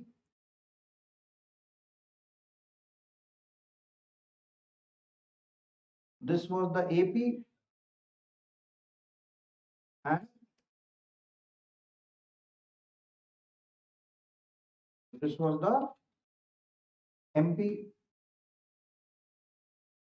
Now remember this point where MP is maximum, we draw a line here, and wherever it hits this line, this is known as point of inflection. Why do we call it point of inflection? Remember, TP is nothing but a summation of MP. Total is summation of its marginal, always, whether it's total product and marginal product, total revenue or marginal revenue, or total cost and marginal cost. So TP is increasing at an increasing rate. Why? Because marginal product is rising. Now remember, till the time MP is positive, it will add to TP. So TP will continue to rise. But when MP is rising, it's adding more to TP. So TP will it not rise sharply? So you see here, this much of output I've got. I've got this much of output from this much of input, variable input, this much of input. Don't you think output is increasing in a relatively higher proportion compared to increase in input? Correct? So am I at a stage of increasing return? Yes, I'm at a stage of increasing return. And when marginal product is rising, till that time, I am at a stage of increasing return. Why it is happening? Remember that scissor example I gave you? Due to better utilization of fixed input and division of or specialization of labor. Initially, to increase the output, I have to increase the input by a lower proportion because I have got great unused capacity of the machinery. So only little bit of increase in variable input, it's giving me significant increase in output. But later on, as you see, from this point to this point, again, there is an increase in output. But how much of input I've put in? Relatively larger increase in input and output is increasing by a smaller proportion. Diminishing return has started from stage one itself. But I will still call this a stage of increasing return. As I told you, this diagram in many books you will find that this is considered as stage one. I mean, this blue line, straight line that I've drawn. But in your book, they have considered up till this point as stage one. Okay. But I will call this stage of increasing return maybe because increasing return is also happening at this stage. But in the second stage, you see this much of output I'm getting and how much of input I'm adding. Significant amount of input I've added, I'm got only this much of output. It means, of course, there is no increasing return is happening in any manner here. So this is a stage of diminishing return. But I'll continue to produce. Why? Because you see, initially when you are making a line, small amount of pressure will give you more outcome. But don't you think later on, when only 20% of the juice is left inside, you have to apply more pressure and you're getting less? So that's what happened for a machine as well. Initially, it has got great unused capacity. So little bit of effort in terms of increase in variable input will lead to increase in output in greater proportion because you are utilizing the unused potential of the machine. But later on, when the potential is left only this much, then machine is losing its capacity. So you have to add more variable input to squeeze out the remaining, remaining whatever leftover potential of the machine is there. So you are getting diminishing return. So you should neither stop at stage one nor go beyond stage two. If a producer stops at stage one wherein he is getting increasing return, his return is high, but he is underutilizing the potential of his fixed input. It means if you purchase the machine that gives you 10,000 units of output every day, by the time you reach 7,000, you'll buy another machine. Will you do that? No. I know to get remaining 3,000 from that machine, you will have to put in more effort, but still you will be not at the negative stage. You will be at a diminishing stage. But at the third stage, when you have used the full potential of the machinery, at this point your TP is maximum. You have reached the full potential. You have reached the point of saturation where MP is zero. You should not go beyond this stage because stage three is a stage of negative return. Because if I add too many variable input beyond the maximum potential of the fixed input, what happens? MP becomes negative, and we know TP is a summation of MP. So when MP becomes negative, it is not adding to the TP, it's taking away from TP. Clear? Now, what are the points that you have to keep in mind? First of all, initially, you see, when AP is increasing, then MP is lying completely above AP. So I can write here MP is more than AP. But when AP is decreasing, then AP is lying completely above MP. So I can write AP is more than MP. So positive slope of the AP means MP is higher than AP. Negative slope of the AP, it means AP is higher than MP. The point where MP cuts the AP, at this point also AP is maximum and AP is equals to MP. Now remember, at this point, neither AP is changing nor MP is changing. Because either of them will change, they will not remain the same. Clear? So, again, one more thing here. You see, when a TP is increasing, AP may be increasing or decreasing, MP may be increasing or decreasing. There's a question that they keep recognizing MP is increasing, MP is increasing. AP is still increasing, MP is decreasing. Again, TP is increasing, AP is increasing. TP is still increasing, but AP is decreasing. At the point where TP is maximum, MP is zero. AP cannot be negative, MP can be zero or negative also. Three stages जो मैं आपको दिया है देख लो कोई problem है तो पूछने का. Have you at least revised once or not? Now,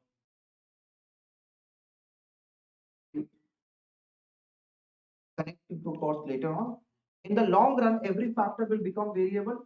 So you get here input and output. If I increase the input, let's say input was 1000 units, output was 1000 units, or let's say output was 2000 units. Correct. If I increase the input, if I increase the input by 100%, now I'm putting 2000 input, but output increases by 2, let's say 3000, to let's say uh, 5000. So don't you think output is increasing in higher percentage than the increase in input? I have doubled up the input. So output should have doubled up and become 4000, but it is becoming 5000. Correct? So it means I'm getting increasing returns to scale. When I increase the input by 100%, and output also increases to by 100%, I'm getting constant returns to scale. And when I increase the input by 100%, that is from 1000 to 2000, but output increases from 2000 to 3000. It means still it is increasing, but it is increasing at a diminishing rate, so diminishing returns to scale. But remember one thing here, that here you have, sorry,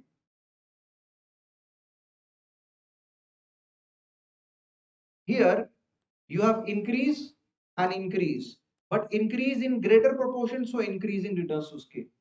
Again increase and increase, increase in same proportion, constant returns to scale.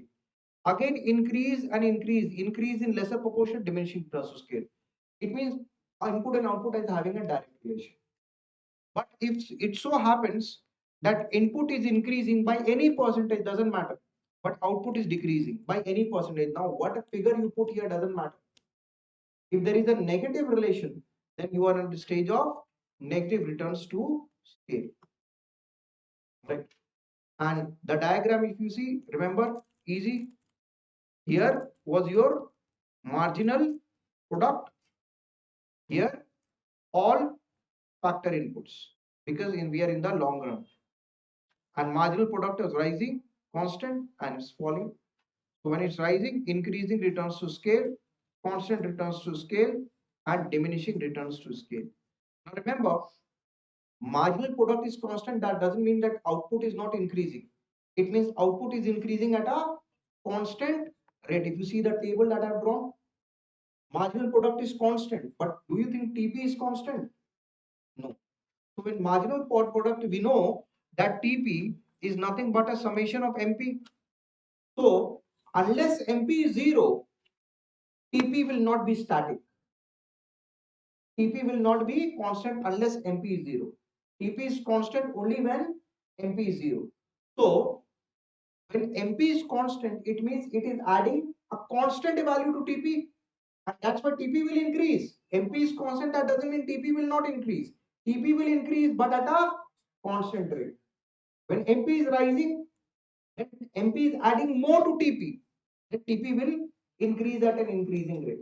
When MP is falling, but it's positive, so TP will not decrease, but TP will increase at a diminishing rate. So don't, that they will try to confuse you in the option that when MP is decreasing, TP is decreasing. No. Till the time MP is positive, TP will remain positive. Till the time MR is positive, TR will be positive. Till the time MC inquiry TC का तो हटा दो concept. So till the time MU is positive, TU will always increase. Right? Clear? Then what is the reason for increasing or decreasing returns to scale?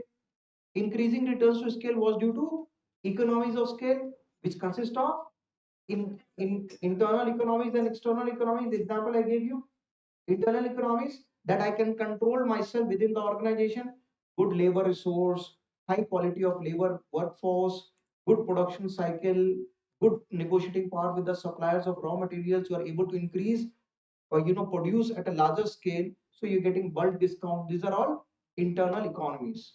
All right, external economies, taxes less, better infrastructure, skilled manpower is available, there is literacy in the economy. Don't you think in India we have better external economies than what was the situation 30, 40 years back?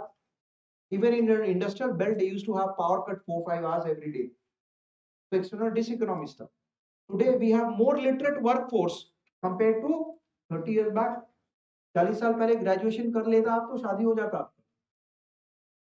Yes, घोड़े पे बिठा के घुमाते थे north India में, लड़का graduation कर दिया, सरकारी जॉब मिलेगा भी, शादी कर दो, प्राइस टैग लग जाता था डाउरी का 50, 1 लाख रुपए, 2 लाख, अभी भी टैग लगता है। If you are a North India में जाओ, अगर सीए बन गया तो 50 लाख का टैग, आईएएस बन गया तो 2 करोड़ का टैग, आईआईटी चला गया तो 1 करोड़ का टैग, सीए बन के इन्वेस्टमेंट बैंकिंग का कोर्स कर गया तो 1.25 करोड़ का टैग। तो इतने में बिकता है लड़का बिकता है। You are taking a dowry, you are selling yourself no to the bride's family.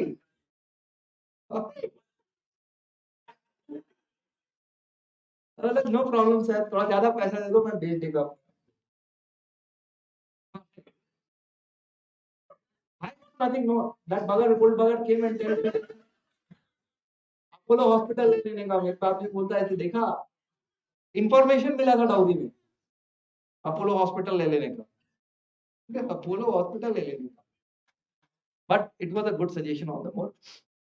So now, so, and if there is a diminishing return or negative return, it could be due to internal diseconomies and external diseconomy. Internal diseconomy, labor खराब है, management खराब है, production cycle is bad, you are producing less quantity, you don't have negotiating power with the suppliers of raw material. All this problem internally. External, tax is high, subsidies are not given, the infrastructure is poor, workforce is not available, industrial labor laws are not clear, leading to litigations, all the time. So these are external diseconomies. So internal economies and external economies. Internal economies plus external economies will give me what? Will give me increasing returns to scale. And internal diseconomies plus external diseconomies will give me diminishing returns to scale. And if it's too much, it may also lead to negative returns to scale. Clear? Now, cost पे आया. Remember, I've told you, long run, short run में differentiate करने का. Sometimes they can try to confuse you using fancy terminologies. The word scale is there. The question related to long run. The word scale is missing. It's related to short run. Right? Then cost concept में क्या था? There are two types of cost you have to consider. Economic cost includes what? Both accounting cost and non-accounting cost. Accounting cost is also known as explicit cost. Non-accounting cost is also known as implicit cost, opportunity cost, alternate cost. Now, accounting cost also known as explicit cost. Why?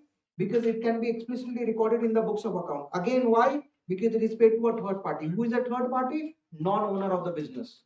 Bank is a third party giving me loan, I have to pay interest. The person who is giving me the premises on rent, I'm paying rent or lease, he is a third party. Laborer in my factory, workers and salaried employees in my offices, they are all third party. They are the non-owner. They are providing factor inputs in terms of materials and everything, and their services, they are being paid. So we can record it in the books of account. But what are implicit cost? Implicit cost is the cost of foregone opportunity. It belongs to the owner. I was working somewhere, I left my job, started my own business. I'm losing there, earning here. What I'm losing, 30 lakh. Here, what I'm getting, 50 lakh profit. It means actually my profit is only 20 lakh. I had a building.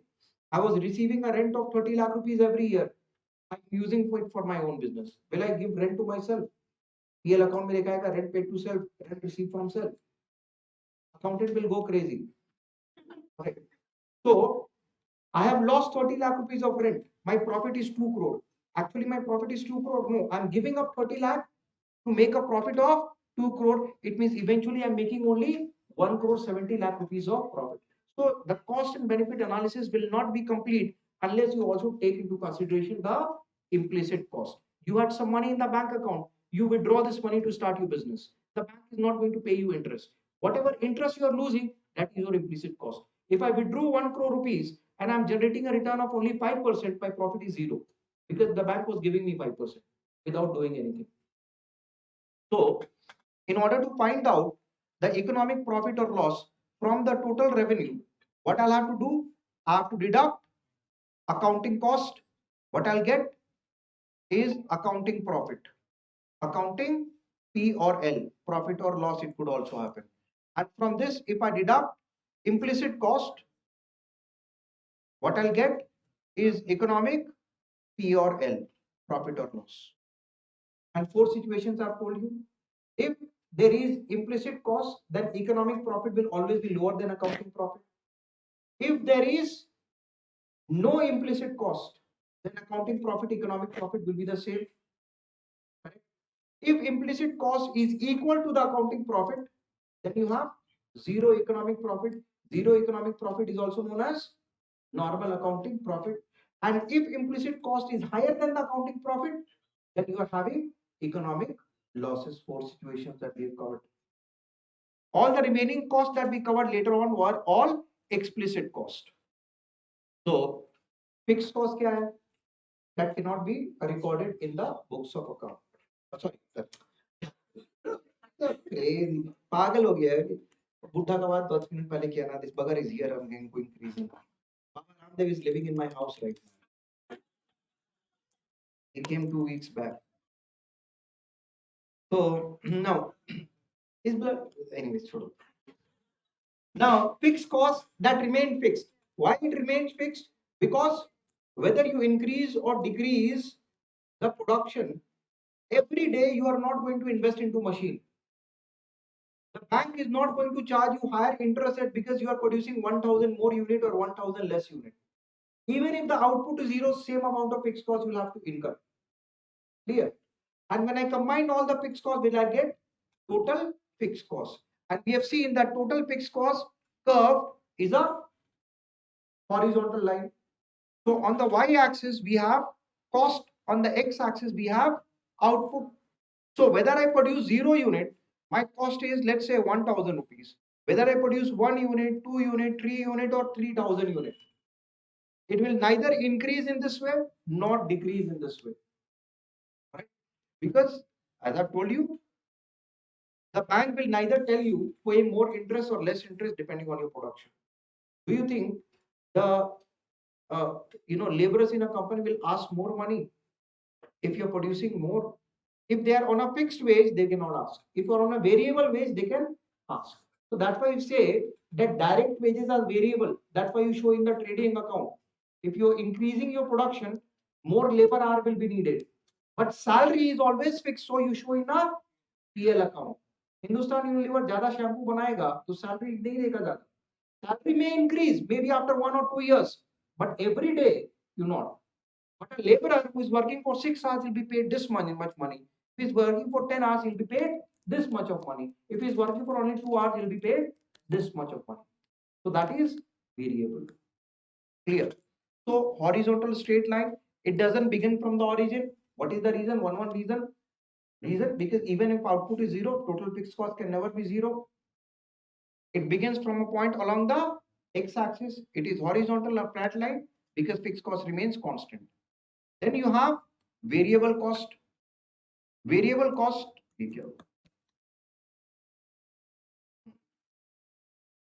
variable cost will have direct relationship with the output, but variable cost will not increase in this manner. If it increases in this manner, it means you have a proportion.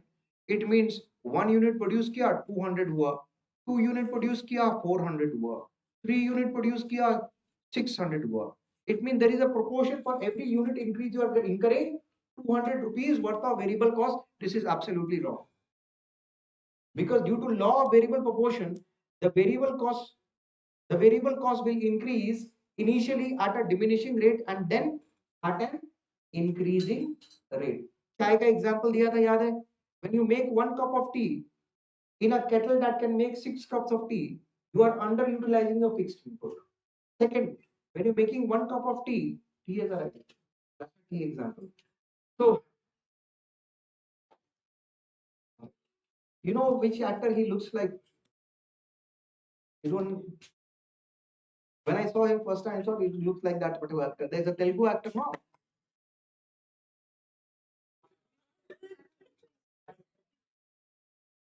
Resemble नहीं करता क्या?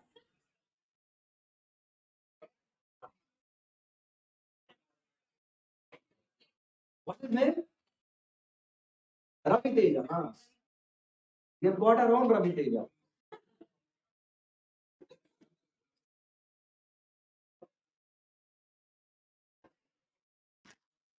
But I look more like Neerav Modi.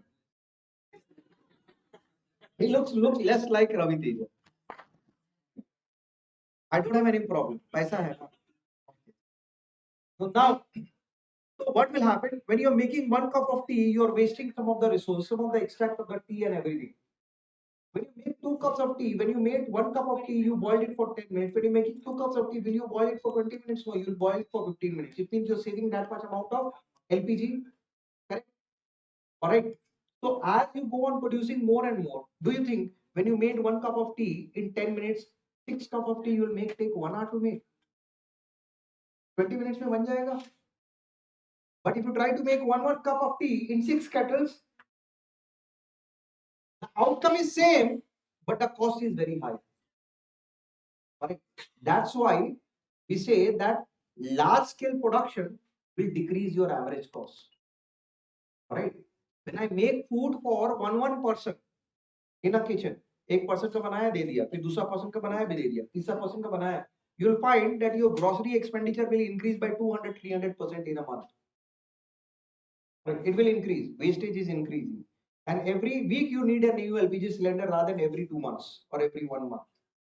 But if you're making for 4 people once at once, you are not only utilizing the kettle, that is the fixed, all the utensils, the fixed input more properly, but you are also saving time, saving LPG gas, and saving other resources like human labor. Human labor का भी cost है ना, correct or not? So it means initially when I go on producing, my total cost will increase, but at a diminishing rate. The variable cost, sorry, will increase at a diminishing rate. But later on, if in a kettle that I was can make 6 cups of tea, I'm making the fifth cup of tea. Don't you think I have to be very careful? If I'm making 6 cup of tea, I'll have to be very careful on off करना पड़ेगा. छोड़ दिया तो it means that when you're doing that, you're wasting your resources. You're wasting some of your resources. What will happen if I try to make 7 cups or 8 cups of tea in a kettle that can accommodate only 6 cups? Full कर दो, brim तक कर दो भर दो. और 8 cups आ जाएगा 6 cup वाला कैपेसिटी में 8. बट क्या होगा, थोड़ा सा में गिरेगा, हल्का सा शेक करेगा गिरेगा, आप पकड़ के स्नीच कर देगा तब भी गिर जाएगा. Alright. So now, so what will happen? Your cost will escalate. That is same true for whether you are making a food for yourself or you are making millions of units in a big factory, whether it's an Apple making iPhones or you are making a cup of tea. Same logic is applicable everywhere. If you are producing more and more, then you are better utilizing the resources. So you will not have to incur much of the fixed cost. And when you use your fixed input more appropriately, it means you're saving in your variable inputs as well. And coupled with it, the division of labor. If you make tea every day, you'll become an expert. One student asked me, sir, what if I don't become an expert? Then you are dumb. You cannot learn to how to make a cup of tea in 1 year time. So what will happen? You'll find that this will be your variable cost curve. This is your again your cost. This is your output. It will increase.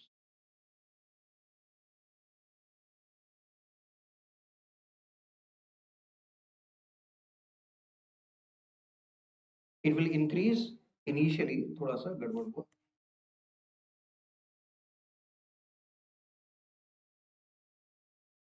Then it will rise sharp. So it means I produce 1 unit here. This was the variable cost. I'm producing 2 units here. You see, it increases only by this margin. Initially, it was by this margin. When I'm producing 3 cup of tea or 3 units, you see it is increasing slowly. But when I'm producing now from fourth, it is increasing sharply. Fifth, you see it is increasing very sharply. it will be in the format inverted S shape. Now remember properties, it will begin from the origin. Why it begins from the origin? Output is 0, TVC is 0. Initially it is increasing at a diminishing rate, then it increases at an increasing rate. Why? Due to law of variable proportion. Alright. Next, total cost. Now we know total cost will be summation of total variable cost plus total fixed cost. And we know when output is 0, Q is 0, at that point TC cannot be 0. TVC is 0, no. But TFC, can it be 0? No. So it means this is not 0. So it means at 0 level of output, TC will be equals to TFC. So it means TC and TFC curve will begin from the same point, but their behavior will not be the same. Yes or not? You see, TC curve, TC curve is changing due to what? Due to change in TVC. So it will only begin from a different point, but it will look exactly like the TVC curve, because every bit of change in the TVC is every bit of change in the TC is only due to the change in the TVC. Clear? अगर आप देखेगा table जो बनाया हुआ आप you go and refer to it, you see every bit of change in the TVC and TC, you see the difference is always the same. Difference is always the same. So it means now if I have to draw, this is again your cost, this is your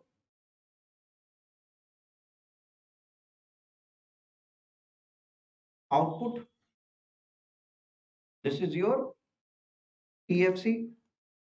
Your TC curve will begin from here.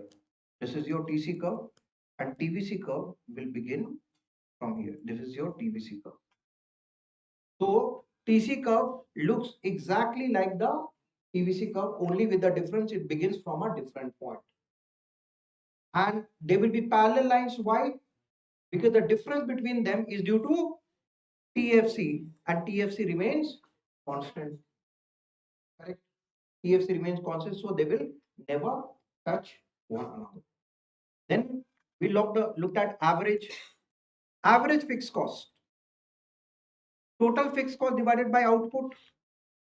Don't you think as output increases, total fixed cost is constant, but the output is increasing. It means the same numerator is divided by increasing denominator.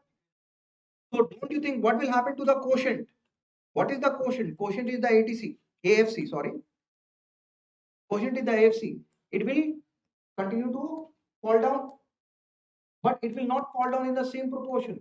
It means I cannot draw AFC curve like this. If I draw AFC curve like this, it means again I'm getting a proportion. Right? 10 unit produce किया, 10 units produce किया AFC 100, 20 unit produce किया AFC 80 है, 30 units produce किया AFC 70 है, 60 है. No, this is wrong. You'll find that mathematically when you keep the numerator constant and continue to increase the denominator increase, initially the fall will be very sharp. So if I divide 1000 by 2 units, by 1 unit initially 1000 है. By 2 units if I divide, it will be 500. By 3 unit I divide 333.3. For 4 unit 250. So यहाँ से यहाँ गिरा 500. Correct? But don't you think here it is falling by way lower amount? So as we go on increasing the output, you'll find initially AFC curve will fall like this very sharply, and then it will taper off. It will be convex to the origin, looking just like an indifference curve. So it will be downward sloping curve, but not a straight line. This is your AFC curve. Initially, you have one output, 1000, two output, 500, three output, 333, and so on. But it will never touch the x-axis. Neither it will rise. Can it rise ever again? Because denominator is increasing. How can it rise up again? So it will not rise. It will continue to fall down. But it will never touch the x-axis. Why it will not touch the x-axis? Because if I'm dividing rupees 1000 by let's say 10 lakh units, I'll get negligible value. but will I get a zero value? If I'm dividing it by 1 crore unit, if I'm dividing it by 10 crore unit, I'll get a negligible value, but I'll not get a zero value ever, ever, ever. So that's why it will never touch the x-axis, because AFC can never be zero. So this is the curve which will be suspended between the x and the y-axis. Right? It will neither touch x-axis nor it will touch y-axis. Now AVC, if I want to find out, then you have to divide the total cost, sorry, AVC, total variable cost by the quantity. And we'll find that AVC, what happens? It will fall down and then rise up again. Correct? Huh? Why it happens? Because if any cost, what did I tell you? If initially TVC is increasing at a diminishing rate, if something is increasing at a diminishing rate, its average will always fall. And if it increases at an increasing rate, its average will rise. So later on, TVC is increasing at increasing rate, so average variable cost will rise. So it means it will fall and rise, but before it rises up again, it will make a lower point somewhere. So it will be U-shaped curve. So it will fall and rise up again. Now ABC will never touch also the y-axis. Why? Because can the average be zero? No, it cannot be zero. Now why it is U-shaped? It is U-shaped due to law of variable proportion. Why law of variable proportion? Let's see. First of all, AVC is decreasing because TVC is increasing at a diminishing rate. Why TVC is increasing at a diminishing rate? Because better utilization of resources. If you go back to the diagram of law of variable proportion, this is where you have to connect it.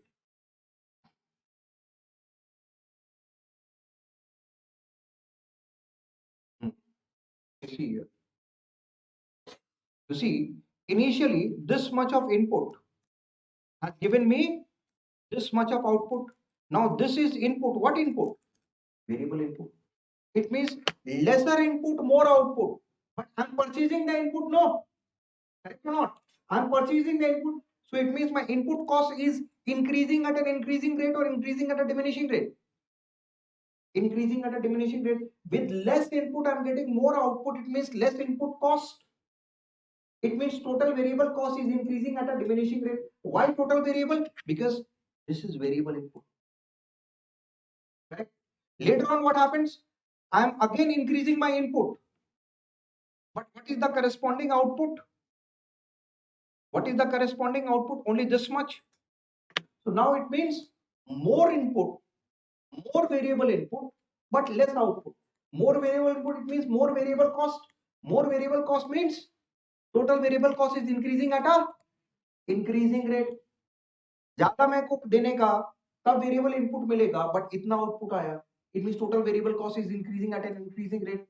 So and we know that when total variable cost increases at a diminishing rate, the average will fall. Why it is increasing at a diminishing rate? I explained you, due to law of variable proportion, and that's why average variable cost will go down. Why TVC is increasing at an increasing rate? Because later on you are adding more variable input, but your output is increasing at a lower rate. So more variable costs you are incurring. So it means total variable cost is increasing at an increasing rate. So your average variable cost rises. So the U shape of the average variable cost is due to law of variable proportion. Clear hai? Confusion hai? Good. Same thing with total. In the short run, easy way out, remember kar lo. In the short run, if something is U-shaped, mark kar do law of variable proportion. In the long run, if something is U-shaped, mark karo returns to scale. Correct. Now, average total cost. Average total cost you can get in two ways. कैसे? Average fixed cost plus average variable cost and average total cost. I can also get total cost by divided by output. We know total cost also increases at a diminishing rate. Why? Because total cost largely is made up of, if total cost is changing, every change in the total cost is due to change in the total variable cost only, no? Right or not? Because total fixed cost is not changing. Now, total cost consists of both total cost, fixed cost, and total variable cost. But the change in the total variable total cost is due to total fixed cost. No, because total fixed cost is not changing. It is due to total variable cost. So total variable cost. So if total variable cost is increasing at a diminishing rate, so total cost will also increase at a diminishing rate. And when total variable cost is increasing at an increasing rate, so total cost will also increase at a increasing rate. So this is also due to law of variable proportion. So when the total is happening this way, behaving in this way, so average will also be U-shaped. So both total variable cost and total cost will be U-shaped. And the reason why total cost is U-shaped, because total cost changes only due to the change in total variable cost. So if total variable cost is U-shaped, total cost will also be U-shaped. No, simple logic. Because a penny change in the total cost is only due to a penny change in the total variable cost. Total fixed cost is not changing. Correct. Now, when we compare total fixed cost and total variable cost and total cost, we saw that total variable and total cost, their distance remain constant, they are parallel lines, but that will be not true with regard to average total cost and average variable cost. You see here, this is your average total cost and this is your average variable cost. Initially, the gap between the average variable and average total cost is more. Why? Because you are dividing the average fixed cost with less number of units. So average fixed cost has a higher value. Pile 1000, 500, 333. But as you go on producing more and more, don't you think more and more product produce Kia? As a result, the value of AFC will continue to decline. And we know that difference between ATC and AVC is due to AFC. As we produce, AFC decreases. So don't you think these curves will come closer to one another? But will they ever touch one another? The answer is no. Why? Because AFC cannot be zero. They may seem to be touching one another, but they will never touch. Because AFC can be negligible, it cannot be zero ever. Correct? Right. Now, let's come to marginal cost. Marginal cost is what? Marginal is nothing but a change of one. Marginal cost, change in total cost by change in output or quantity. Correct? So by how much is my total cost changing when the output changes by 1 unit? Now marginal cost is also U-shaped, but marginal falls and rises more sharply. Why? Because average is calculated at a single point, but marginal is calculated as a difference between 2 points. So it will be more magnified. And we see when you go to that table, you'll find that ATC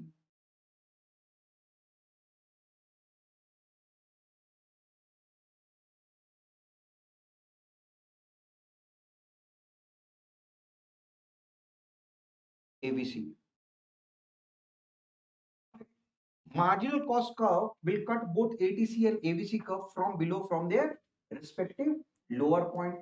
And I've explained, you see, if you go to the table, you will find that both initially ABC and MC is falling.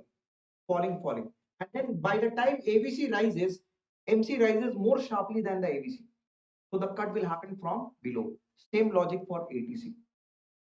Right. So MC will cut both ATC and ABC curve from below from their respective minimum point. But what you need to remember is that you'll find that when ABC is falling, it has a negative slope. MC is lower than the ABC. Same true with ATC. And when ABC is rising, that it is having a positive slope. That MC is higher than ABC. Same with ATC. So what we can say that when mind it from यहाँ से हमेशा question आता है तो ABC and ATC positive slope है sorry negative slope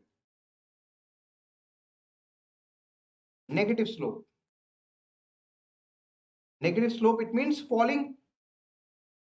All right, then and in that case marginal cost is greater, lying lower, or it will be lower than ABC and ATC. or you can say marginal cost curve lies completely below the AVC and ATC curve. आपने लिखा है, statement लिखा है, everything is written over there, clear. And when AVC and ATC have a positive slope, it means they are rising. At that point, MC will be higher than both AVC and ATC. Correct. So these two things, and MC curve will cut both AVC and ATC curve from below from their respective minimum point. In the long run, you don't have a distinction between ABC, ATC, AFC, and so on. So you can call an average cost an average cost, or average total cost, or long run average cost curve. LAC भी बोल सकते हैं. So it means you'll have a situation wherein you have a single cost curve.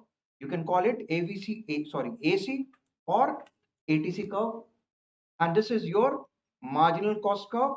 Marginal cost will again cut the AC or ATC curve from below from its minimum point. And same logic is true when AC or ATC curve has a down slope, negative slope, then marginal cost is lying completely below the AC or ATC. And when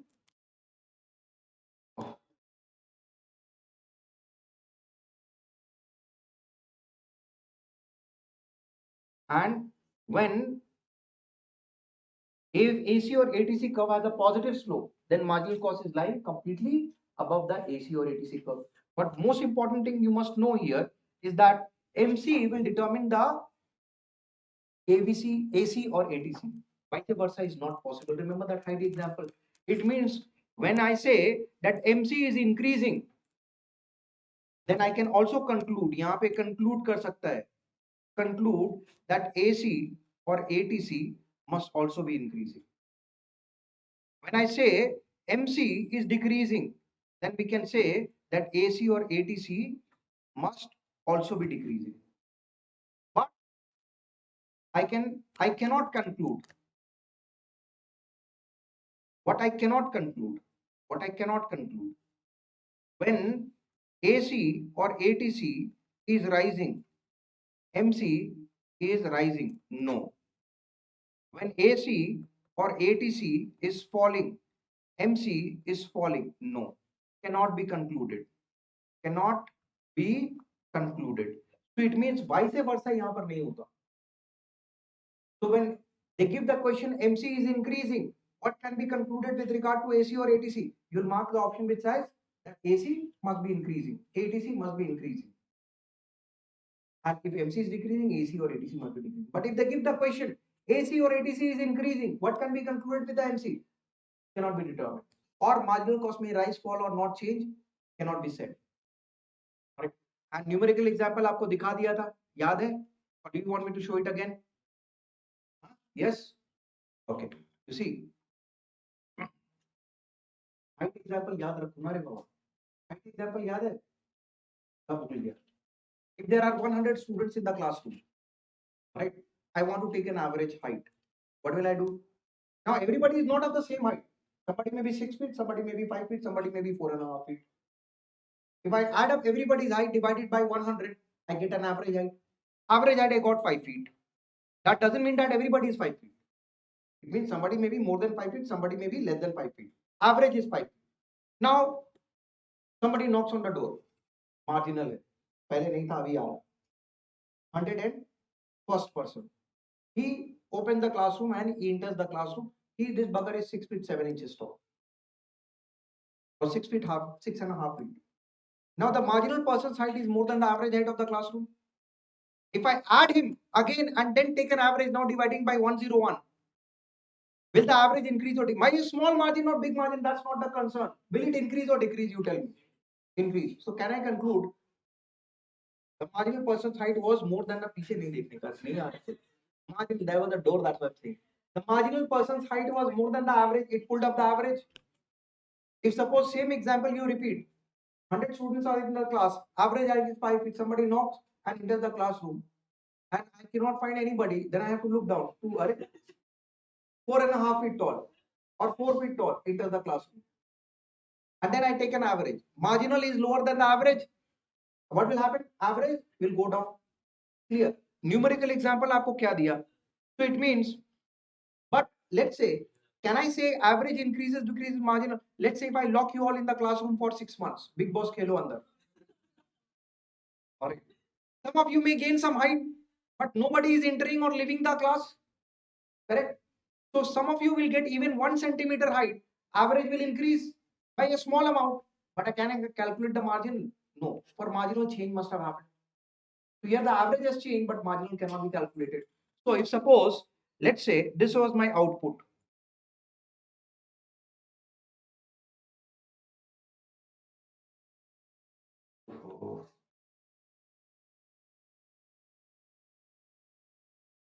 Start a new page. Now, if suppose this is the output, this is the total cost, this is the total cost, this is the marginal cost, and this is the AC or ATC, average cost. I was producing 10 units, total cost was, let's say, 300.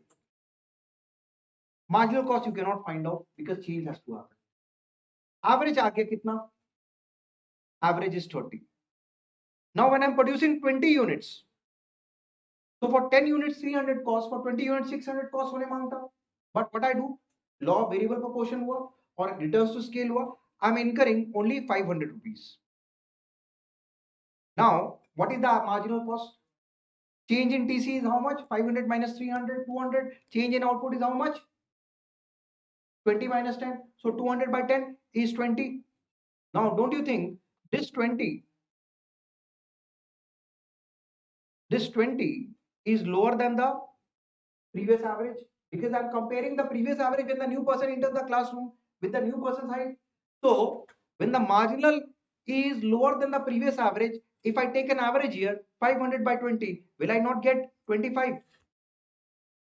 Let's say again, if I'm producing 30 units, right?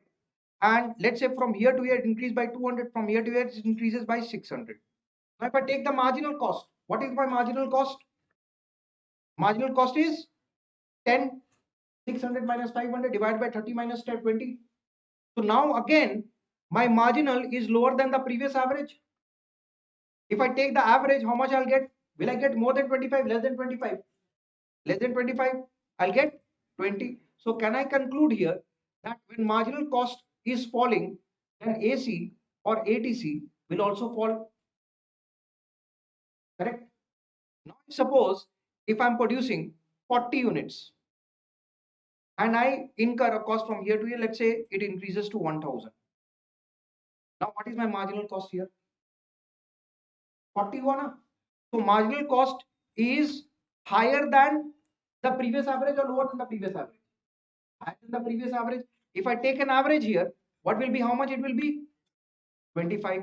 So don't you think in this case I can conclude here, I can conclude that when marginal cost is increasing, then AC or ATC also increases. Correct? Here. Now what happens here? Next you found out that I'm producing 50 units or 40 units only, but my total cost increases. Can it happen? Inflation हो गया, petrol का price बढ़ गया, labor price बढ़ गया, government tax लगा दिया.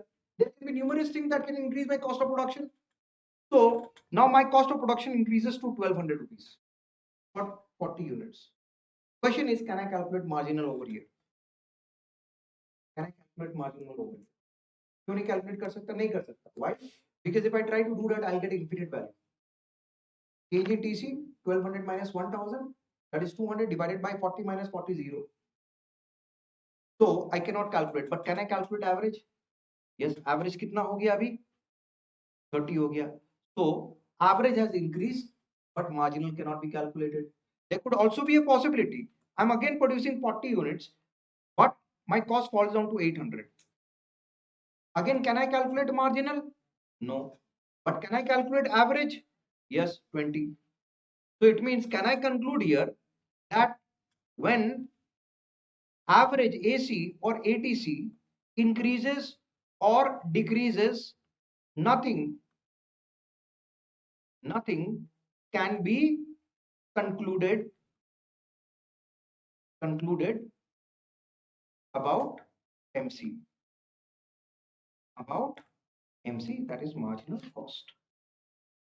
Clear है? यहाँ से क्वेश्चन 2 आता है हमेशा. Every time you get 2 questions from this. Let's try to create a draft. Clear है? Now planning curve और envelope curve क्लियर है? तो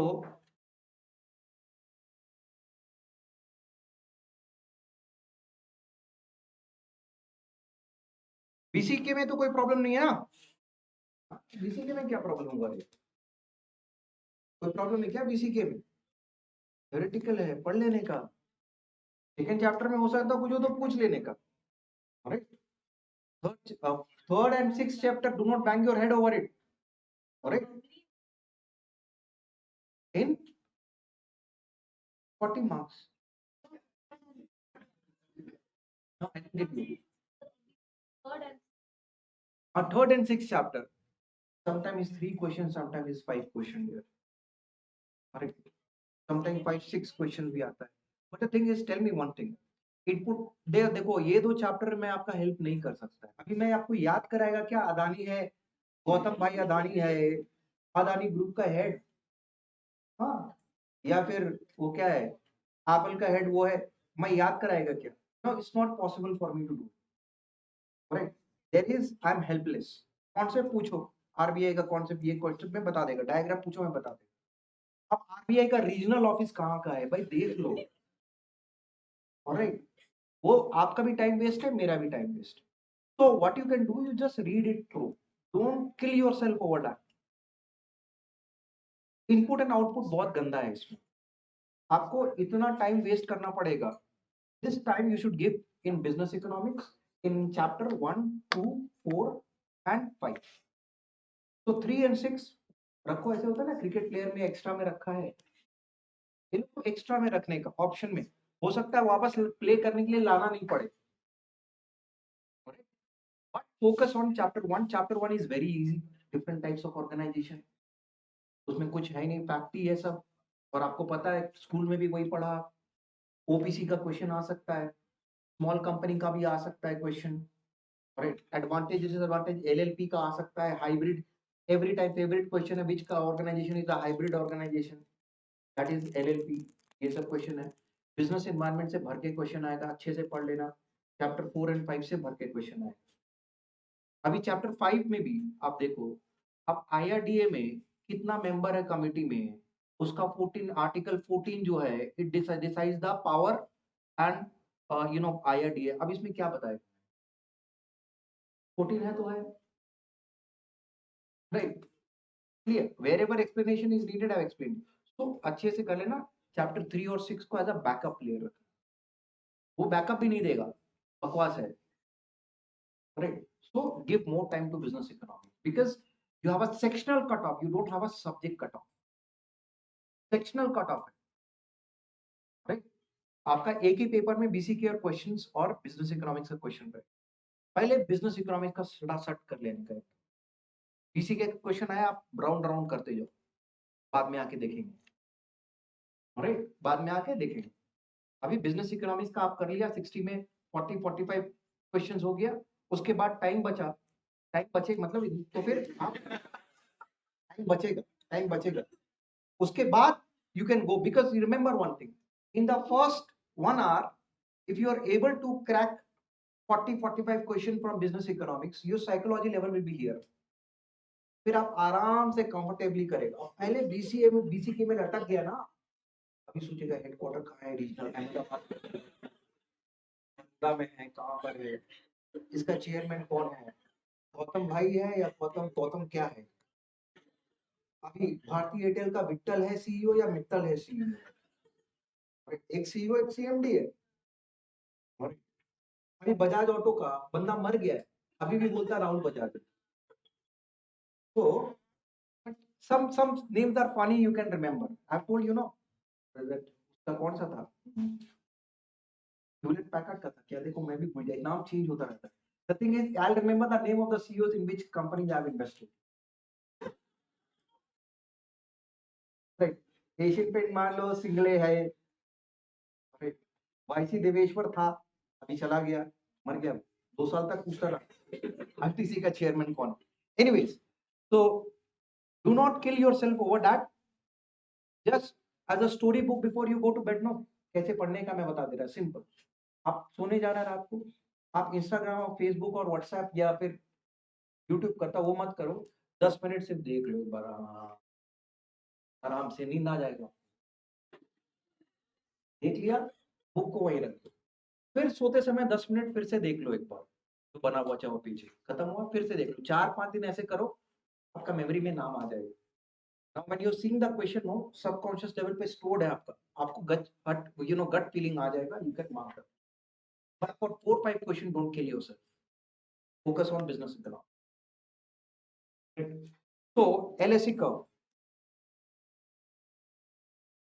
it is also known as planning curve, envelope curve। कभी कभी डायरेक्ट क्वेश्चन भी आता, easy question, planning curve और envelope curve, this is your average cost, this is the output, and it consists of several short run average cost curve,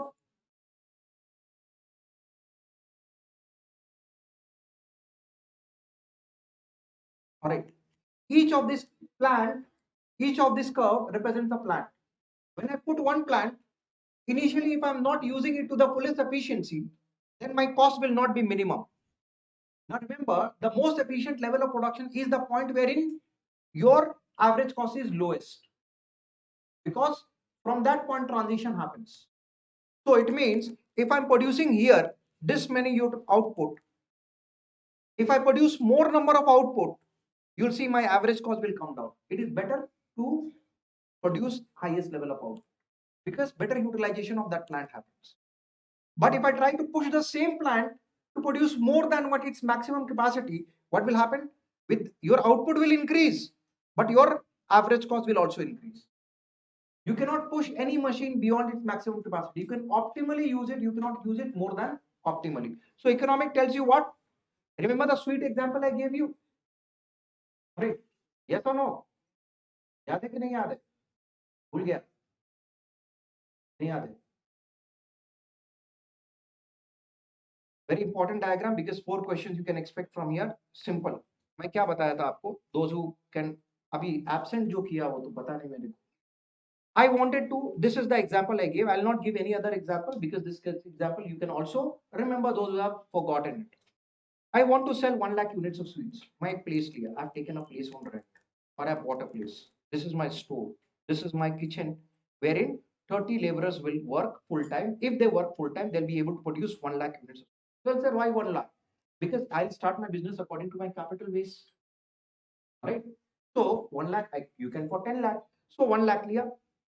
Now in this store, 1 lakh units of sweets I can display। On the very first day, will I produce 1 lakh? No। Why? Because I'm a new seller in the market। I'm not Haldiram कि नया plant लगाया full capacity पे ले लिया। क्यों? Because no Haldiram will be able to sell। Brand equity।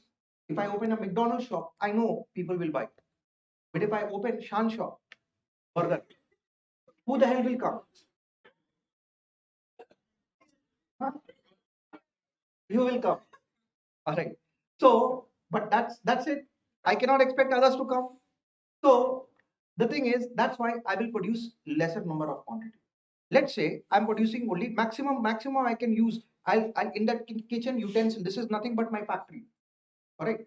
This is the factory where I'm producing the sweets। I have all the utensils and everything, 30 laborers can work here full time। Initially I'm producing 50,000 units। Will I need 30 labor? No, I may need 15 or 16 laborers and I'm producing 50K। Two things can happen, I'm able to sell everything, I'm not able to sell everything। If I'm not able to sell everything, then I have to take promotion strategy, Instagram जाओ, ये जाओ, वो जाओ, विराट कोहली को बुला के ribbon कटाओ, ये करेगा। Still, if I'm not able to do it, then the business is shut down in the short run most। खत्म, bankruptcy form। That is one thing can happen। Other thing can also happen because only two things can happen। No, either I'll be successful or I'll be failure। So two things can happen।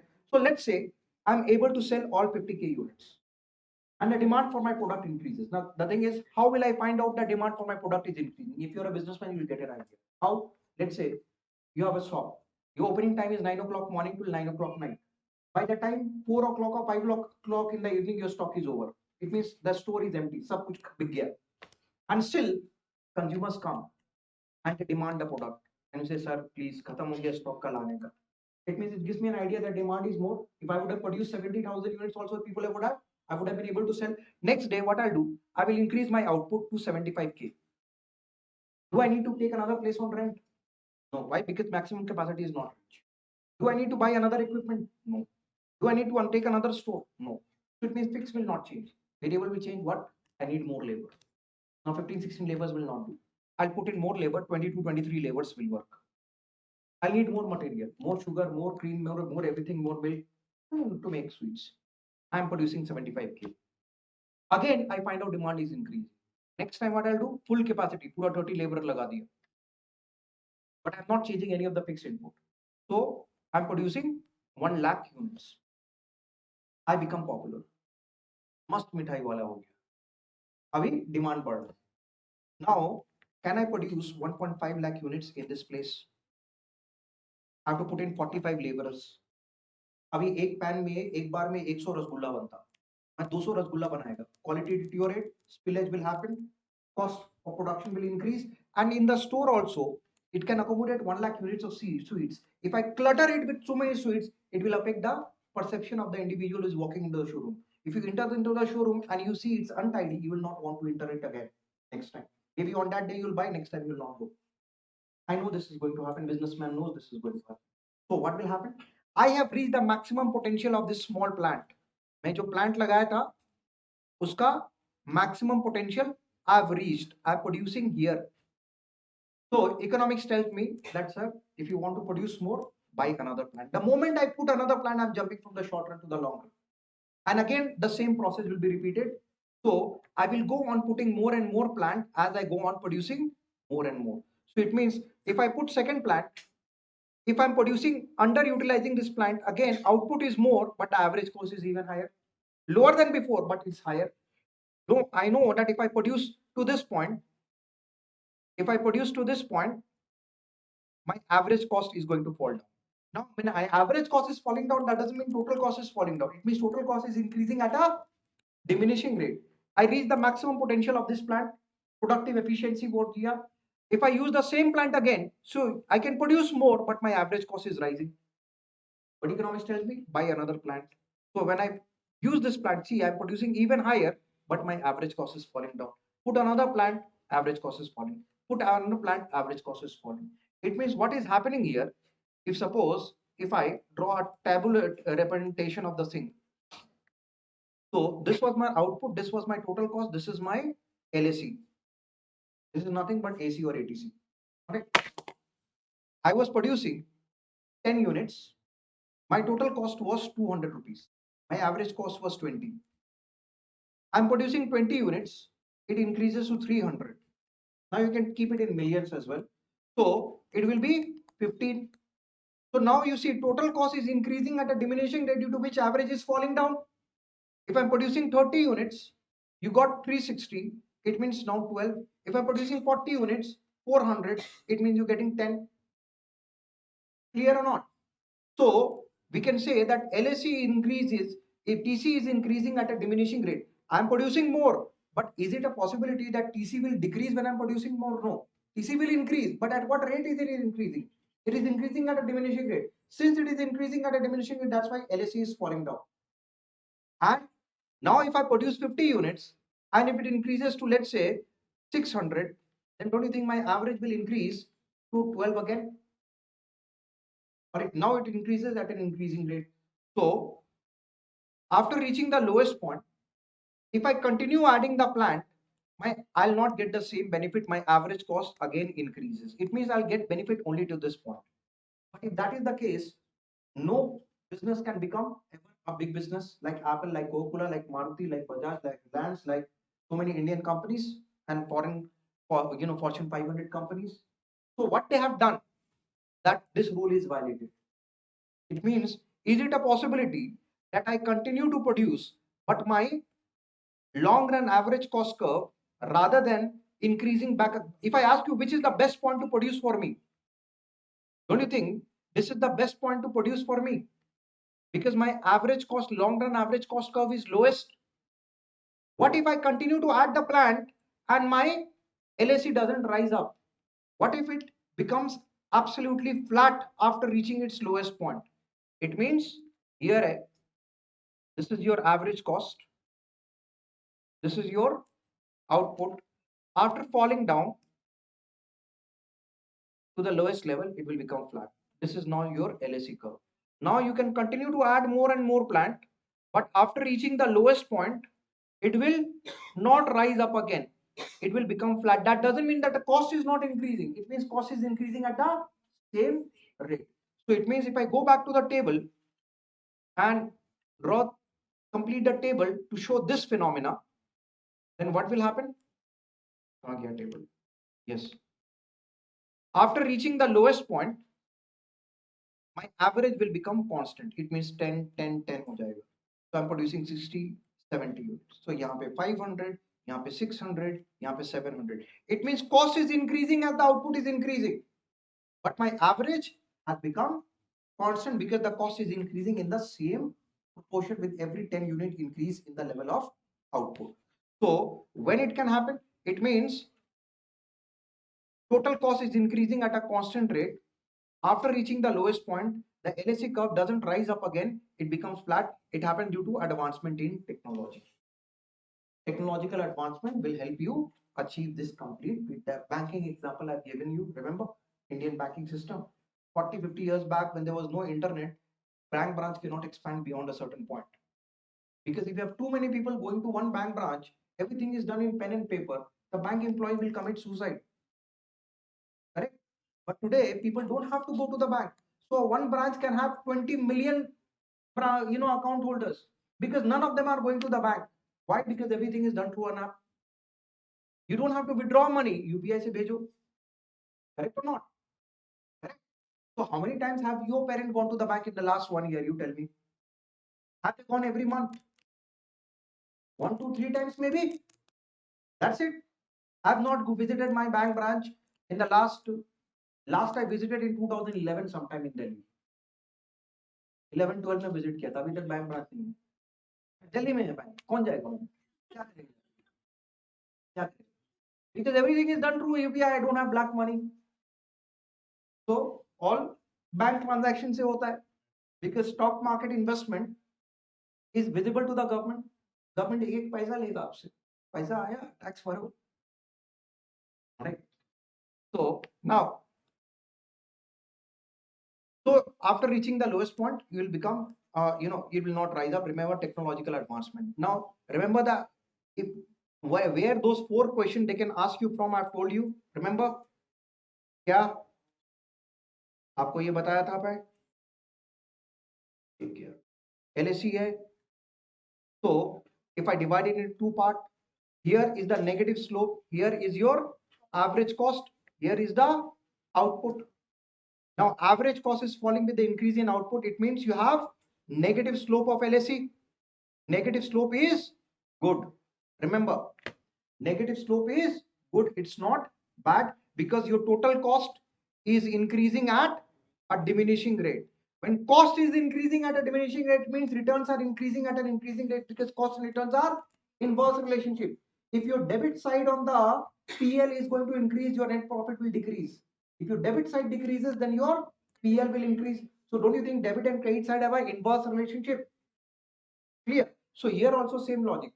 Cost increasing at a diminishing rate is a good thing. It means returns are increasing at an increasing rate. It means you're getting increasing returns. Right? So cost increasing at a diminishing rate, which is a good thing. So you're getting increasing returns to scale. And increasing returns to scale, why you're getting? Due to economies of scale. Economies of scale happen due to what? Internal economies and external economies. Positive slope. Positive अच्छा होता है but यहाँ bad है. It is bad. Why? Because your LAC is rising. If LAC is rising, it means total cost is increasing at a increasing rate. Cost increasing at an increasing rate, it means debit side आपका PL increase हो रहा है, net profit का खा रहा है वो खाना. Net profit कम हो जाएगा. So cost increasing at a increasing rate, it is bad. It means returns are increasing at a diminishing rate. So you are getting diminishing returns to increase to scale. And diminishing returns to scale happens due to diseconomies of scale. Diseconomies of scale consists of two things: internal diseconomies and external diseconomies. यहीं से चारों चार question clear है? No problem here. Now isocost का मैं बता दिया आपको, लेबर एंड कैपिटल था, इंडिफरेंस कर्व से मिक्स करके आता है वो. So if you remember the indifference curve, you remember the isopod curve as well. Remember, they are not exact, they are not at all the same. They are different. But if you remove from every point utility and satisfaction and add output of production, you will get an isopod curve. It is based on cardinal concept, because every point, if I'm taking here capital and here labor, every point will give me the same level of output. But output can be counted or not. Can I say output cannot be counted? No, output can be counted. So it means here I'm getting same amount, here I'm getting same quantity, here also same quantity.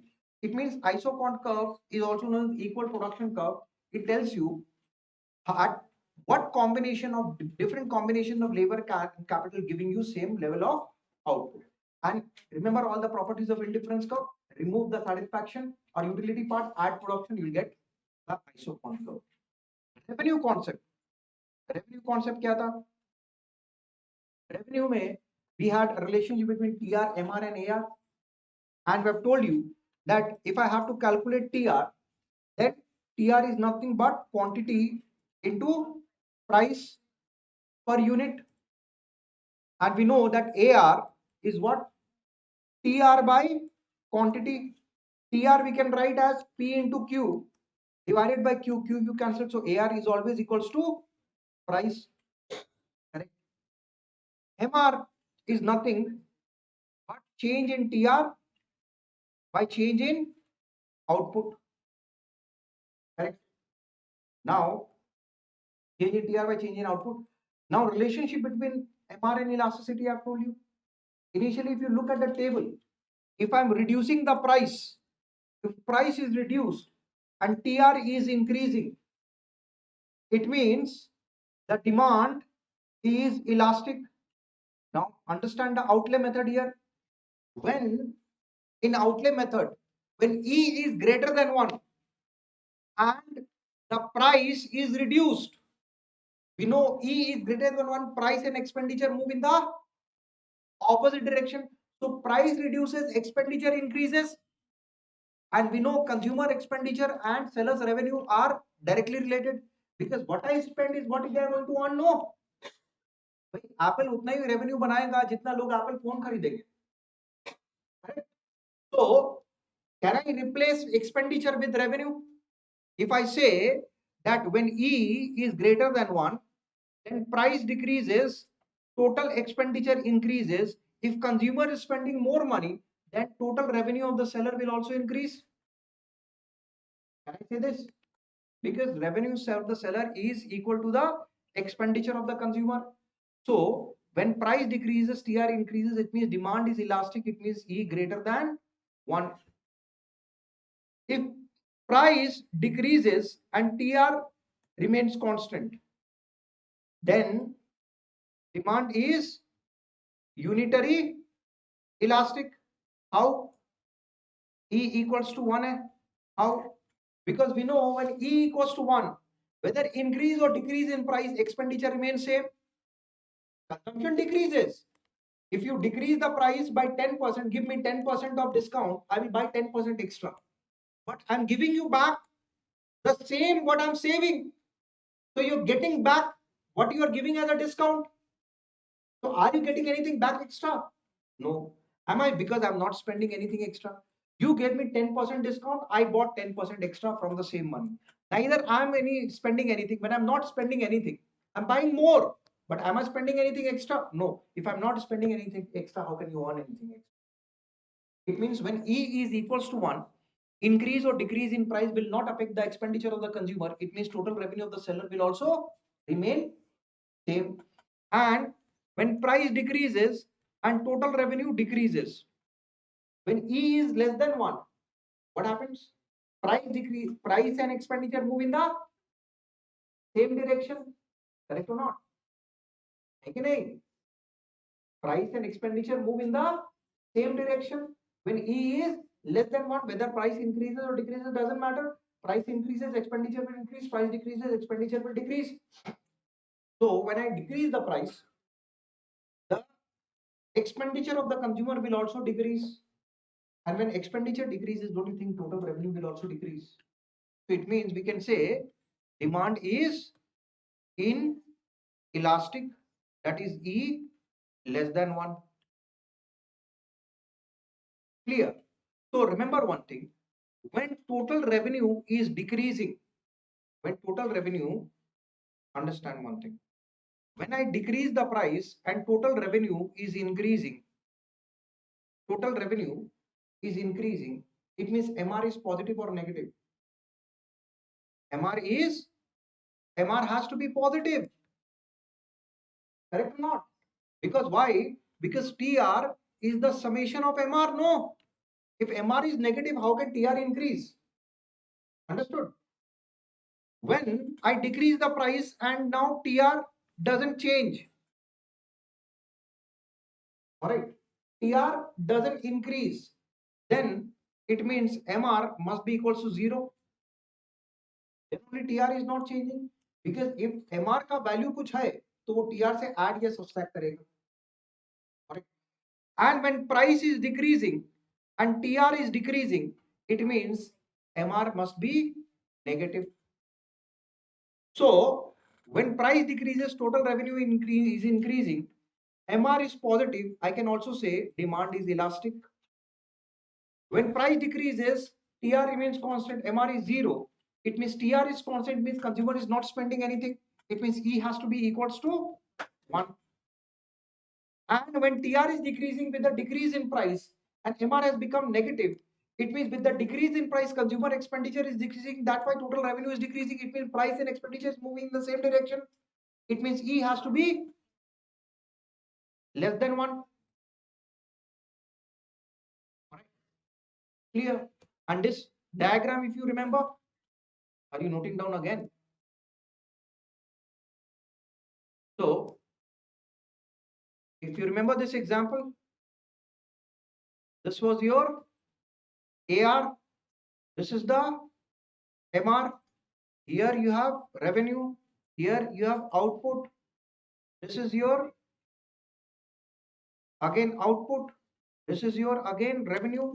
When I drop down a line from here, when MR touches the y-axis and you draw a TR curve, this is your TR curve. So it means, can I say, you see, till the time MR is positive, you see TR is rising, MR is 0, TR is at the highest point and it is not changing. When MR becomes negative, then TR begins to fall. So it means, can I say here that over this point, if MR is positive, E has to be greater than 1. MR is 0, it means E equals to 1. And MR is negative, it means E less than 1. Likewise, when TR is increasing with the decrease in price, because AR is nothing but equals to price. Price is decreasing and TR is increasing. It means E has to be greater than 1. Here MR is 0, so E has to be equals to 1. And when TR is decreasing, E has to be less than 1. This relationship, they can also ask you through a formula. What was the formula we have covered? That MR is equals to AR into E minus 1 by E. And what are points to remember? Points to remember is when TR is increasing, MR and AR both are falling, but they are positive, and AR will always be positive. When TR is maximum, MR is 0. When TR falls down, MR is negative.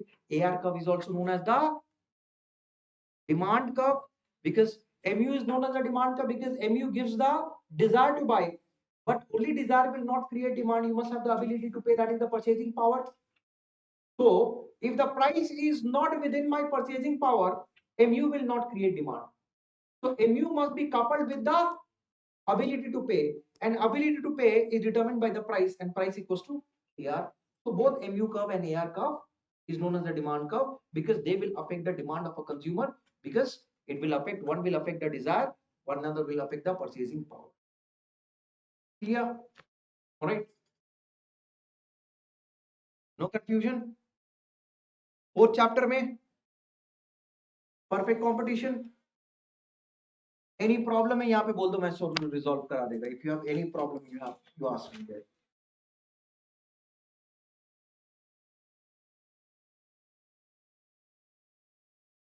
In any of the diagrams, any of the things, any of the concept.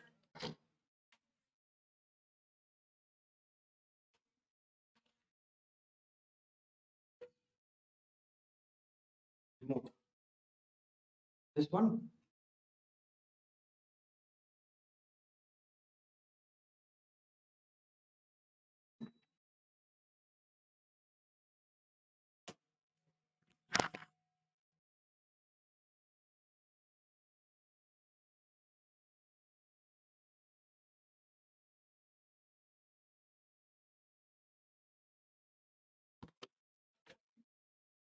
बोलो.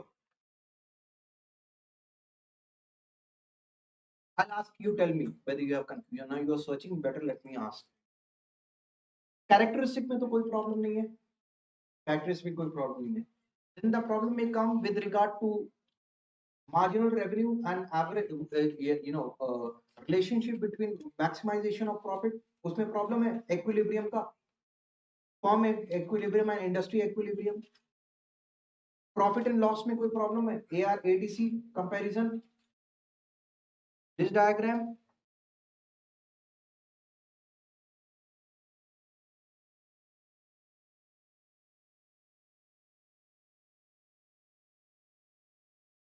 कोई problem है? Remember the 3 points: AR more than AC or ATC, supernormal profit. AR equals to AC or ATC. Normal profit, AR less than AC or ATC. Loss or abnormal loss. Then production continue or shutdown में any problem है, wherein you have to compare price or AR with ABC.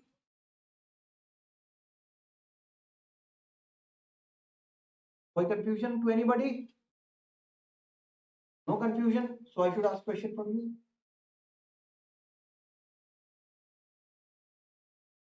बोलो. Just look at it. Look at it. Let me know. Because that was all for perfect competition. Stick to the class note. Don't read from the book. Quick revision note refer करो और class notes refer करो. No book required.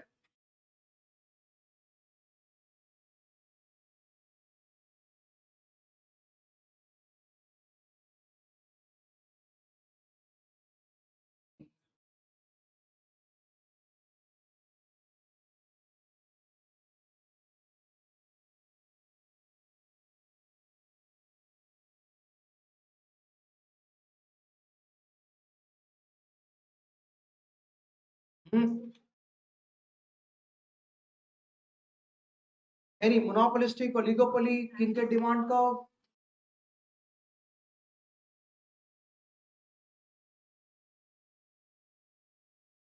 हाँ, किनके demand का? और explain किनके demand का?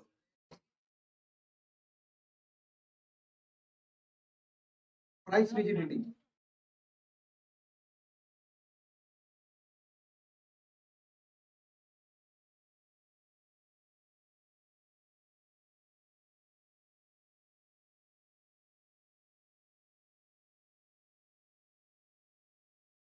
All right, let me explain you किनके डिमांड का. Very important. You'll find that a very unique kind of demand curve you'll get in oligopoly, wherein this is the price and this is the quantity, and the demand curve will fall and then it will bend. There will be a K, that is the kink here. Above the kink, E will be greater than 1, below the kink will be E will be less than 1. Now, why does it happen? Why does it happen? Initially, you see, if this was the price and this was the quantity, if I increase the price from P to P1, you see quantity demanded is going to fall by a relatively higher margin. Now, why does it happen?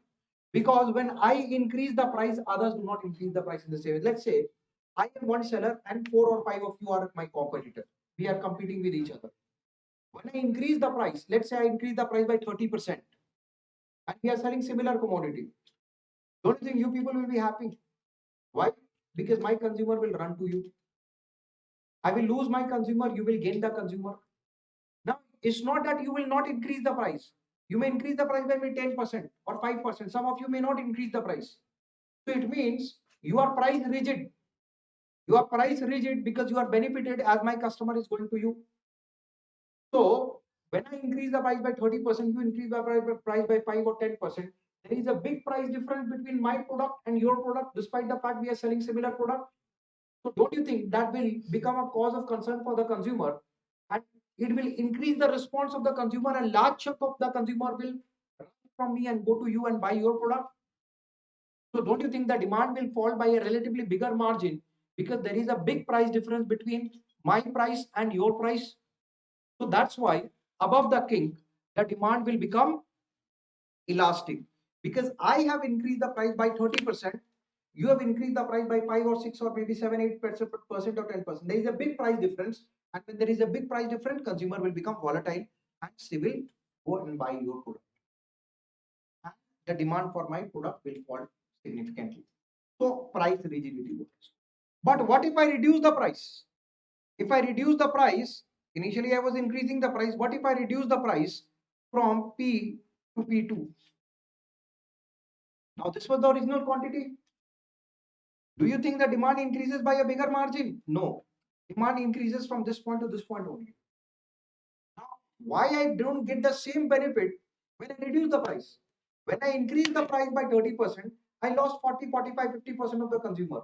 But when I decrease the price by 30%, I'm not getting 40, 45, 50% of the consumer. Why? I'm getting only 5%.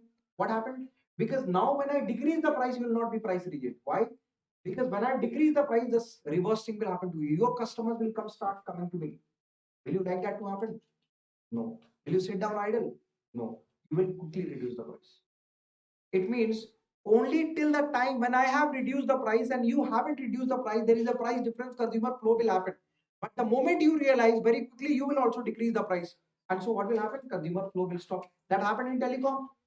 When Mukesh Ambani significantly decreased the price, Airtel, Idea, Vodafone started to lose their customer. But by the time they lost some of their customers, they reduced the price significantly to the level of Jio, because telecom is an oligopolistic industry in India. So don't you think customer will flow has stopped? If Jio would have decreased, but Airtel, Vodafone, Idea, and BSNL, they would not have decreased. They have lost most of their customers. So it means what? When I decrease the price, you will not react in the same way. You will also decrease the price. I will get some of your customer till the time there is a price difference. But the moment you decrease the price, customer will say, now the price is same. There is no reason for me to move from you to buy my product. And so due to less price difference, the demand will become inelastic. If what will happen if you reduce the price and I don't? Or if I reduce the price and you don't reduce the price, then I will take many of your customers. Then it will happen. Then the demand curve will not be seen. So this will make the demand curve kinked. This is due to price rigidity. When I increase the price, you don't. When I decrease the price, you did. So one way you are price rigid.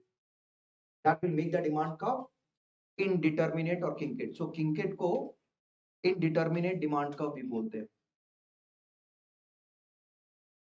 INDETERMINATE, indeterminate demand curve. This concept was conceptualized by whom? Paul Sweezy, or simply Sweezy. Clear है? Anything else? Huh? Right? Competing oligopoly. You see, competing oligopoly are those oligopoly, they are not able to create any barrier. They are competing with one another. So open oligopoly and competitive oligopoly. Every competitive oligopoly will eventually become an open oligopoly. They're not mutually exclusive. Why an oligopoly is closed? It is closed because they are able to collude and make a syndicate or an organized oligopoly. And if they come together, they can block the entry of any new seller entering the market by creating a price barrier. They will reduce the price, will not be able to beat me. But if we are competing with each other, is it possible for us to come together to block the entry of a new seller? Because if we are competing with each other, we'll be fighting with each other. Price increase. It means new seller can easily enter the market. In a competitive oligopoly, we say that there is a situation of price war. ये situation बोलेगा price war. It can happen in a competitive oligopoly only. It cannot happen in a monopolistic market. Why? Because all the sellers in a monopolistic market are considered small. Why this small? Small because any particular firm doesn't have such a huge market share that can affect the market price to its output decision. So like FMCG sector in India, even a big company with in terms of investment and market cap has a very small percentage in terms of people buying the product. But since India is a very big country, even 2% of the people, if they're buying the product, the volume of sale will be very high. Right? So in an oligopoly, there are 4, 5, 7, 8, 10 sellers up to. So everybody is having a large chunk of the market. And if they are competing with each other, don't you think if I reduce the price by 10%, they will lose more and I will gain more? Will you let it happen? No.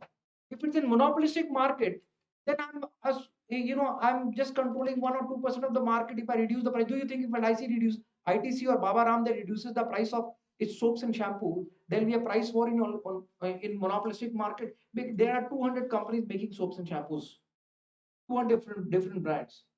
But if in telecom sector, if tomorrow Airtel reduces the price, or in the airline sector, Indigo crashes the price, do you think Air Asia or Akash Airline will sit down idle? No.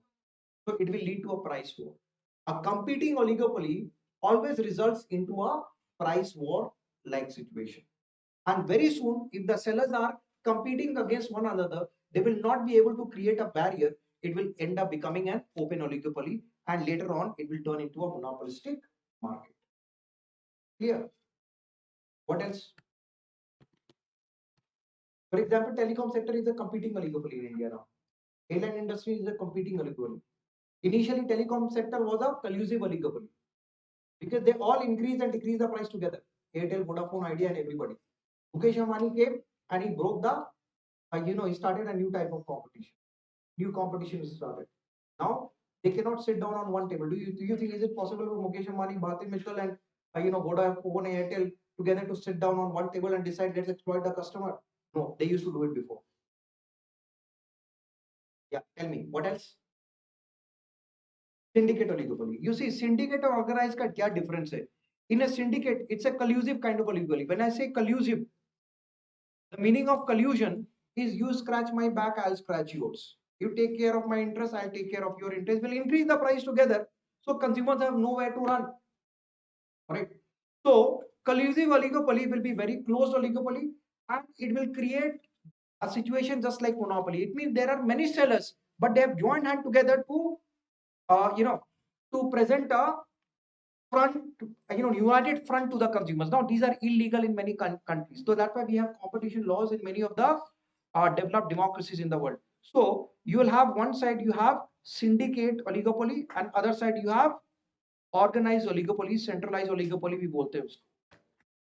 Now in a syndicate oligopoly, what they will do, if suppose there are 4 or 5 sellers, A, B, C, and D, 4 sellers or 5 sellers are there, they will join hand together to form a syndicate. They'll say, Dekho, bhai, India is a very big market. If we are fighting with each other, a new seller can enter the market, and very soon it will become a monopolistic market and will not be able to compete. Every one of us will stand to lose. Let's not do that, because right now, when there is no syndicate and there is a competitive oligopoly, C will start a business in B's territory, B will enter into C's territory, both B and C will enter into A's and D's territory. So they are fighting. They will not be able to create a barrier, and new sellers will enter into the market while they are fighting. So say, why to fight? India is a big country. Let's do one thing. We will form a syndicate. We will produce everything and we'll pool our output to the syndicate. All right. Syndicate will decide to what region, to which market, how many units to be sold, and who will be the through voting, democratic process. Illegal karenge, but democratic process se karenge. So, who will decide in the syndicate where to sell? The owners of these companies will be the decision maker in the syndicate. So everybody will produce, each of the goods will be produced in the factories of A, B, C, and D. They are having individual businesses. B will not interfere in A's business. A will not interfere with business. Means I have separate business. You have separate business. You produce. Also, I will also produce. We will pull it to the syndicate, and syndicate will decide in which market the demand is more. In whichever market demand is rising, I will sell more in that market. In other market, when the demand is falling, we will together try to push the demand in that place. So it means we are 4 players, 5 players, or 6 players, but we are presenting a big monopoly-like situation. And do you think this will be having even more power than a monopoly? Because in a monopoly, I am fighting alone with everybody who is trying to enter the market. Here, I am fighting together, so I have greater power. That's why this will lead to cartelization. Now, an advanced version of this thing, where more exploitation happens, is a organized oligopoly. In organized oligopoly, same thing will happen. They will form a syndicate. They will pool their output. They will decide in which market to sell how many units, but they will go one step further. What they will do? They will artificially restrict out. If the demand for, let's say, in Bangalore, for any particular commodity is 1 lakh units, they will intentionally produce 75,000 units. Let the people fight, because when people are fighting, that price will increase, and I will exploit the consumer. So they will indulge in price fixing. The difference between syndicate and organized, they both are the same, but organized, apart from what the syndicate is doing, they will do the same thing, but they will also restrict the output to push up the market price, and they will end up making again a cartel like OPEC countries, Organization of Petroleum Exporting Countries. Clear? What else? No question from here? Business cycle में कोई problem है? कोई भी problem नहीं है? Okay, you tell me that. Book बंद कर, देखते हैं क्या प्रॉब्लम है. You tell me whether I am wrong और राइट. बुक बंद कर, बंद कर, बंद कर. क्विज, ठीक है, कुछ प्रॉब्लम नहीं तो क्विज करते हैं. ऑलराइट, एक्सपेंशन हो रहा है. Book closed. Hero mobile phone बंद. अभी भी मैसेज कर रहा है तू गर्लफ्रेंड को. एग्जाम है पास में. एक्सपेंशन, जीडीपी क्या? Increase. So what happened to the household income? Household income, household income increase. Demand will, demand increase. अभी लिखेगा नहीं आपको. Demand increases. Demand increases. Opportunity for buyers or sell producers or not. What they will do? Produce more. When they produce more, what they will do? Generate employment. When they generate employment, it means further increase in income for those who got employed. So what will happen? Again, increase in demand. Cycle is created. Then, when production is happening, GDP is again rising, because GDP is nothing but the market value of all goods and services produced within the domestic territory in 1 year. So they will generate. Second, profit of the businesses increase. Investment in the economy increase. More capital formation. Money supply increases. All right. So initially, when more money is there, the interest rate will be lower. But when businesses demand more money to take loan, interest rate will increase later on. Clear? So ये हो गया. Then what will happen to inflation? Increase. Yes, inflation and growth are directly related, but demand pull inflation. Inflation will rise. Clear है? Interest rate increase होगा, inflation will rise. Economy is in euphoria. At peak, everything that happens expansion उसको multiply कर दो मैंने. Profit huge, price level is also very huge. People income is very huge. Employment is to the highest level. Cost of living increases significantly. Inflation बहुत high. Money supply is very high. Right? And remember, expansion or saving is also high, because when your income increases, you saving. So consumption भी तो increase हो रहा. बाबा simple understand करो. If your income was 1 lakh, you are consuming 60% and saving 40%. It means 40K you are saving and 60K you are consuming. If your income is 2 lakh, don't you think you will consume 1.2 lakh and you will save 80K? So saving also increases. Now, peak may everything high. But cost of living increases so much, At some point people will say that enough is enough, I will have to decrease demand because the price is very high. From that, contraction will begin. Contraction, what happens? Now, peak is the highest level to which then economy can grow at that point in time, not forever. Because every time a growing economy will create a new peak. That's what we have seen through a trend. So next, what happens? Contraction. GDP decreases. Income decreases. Demand decreases. Business will have unsold stock. It will decrease production. Unemployment will rise because they will need less labor. Their profit will decrease. Bank will suffer from liquidity problem. Non-performing asset will increase because if the business is not able to sell, then how can business repay the loan that they have taken from the bank? But business have to pay back the interest to the depositors. Bank SBI cannot say, sir, Mallya पैसा लेके भाग गया, अभी पैसा नहीं, आपका FD नहीं करे, पैसा नहीं देगा. The bank will have to give me the money. Correct. Bank has liquidity problem. Businesses have losses. Correct. Capital formation decreases. GDP decreases. When this continues for long, you will enter a stage of recession. Recession is significant contraction just before depression. So when the economy has contracted to a significant level, we say recession. And chronic recession will cause depression, which is the lowest point, which is also known as bust or trough or depression. Depression magnify whatever happens in contraction. It means now GDP during contraction, growth was happening, but it was growing at a diminishing rate. In case of depression, there will be negative. Unemployment rate to be at the highest level. Unemployment rate to be highest level. Bank was suffering from liquidity problem. Now that liquidity problem will turn into liquidity crisis. Bank breakdown or rush to the bank will happen. People will not trust the banking system. They will hold idle cash in their hand. Capital formation decreases. If nobody is willing to take loan, then interest rate will also fall. Money supply is also decreasing. Government revenue from taxes was decreasing. In expansion and peak, government was getting more revenue because people are buying more. In contraction, depression, revenue from taxes will also decrease for the government.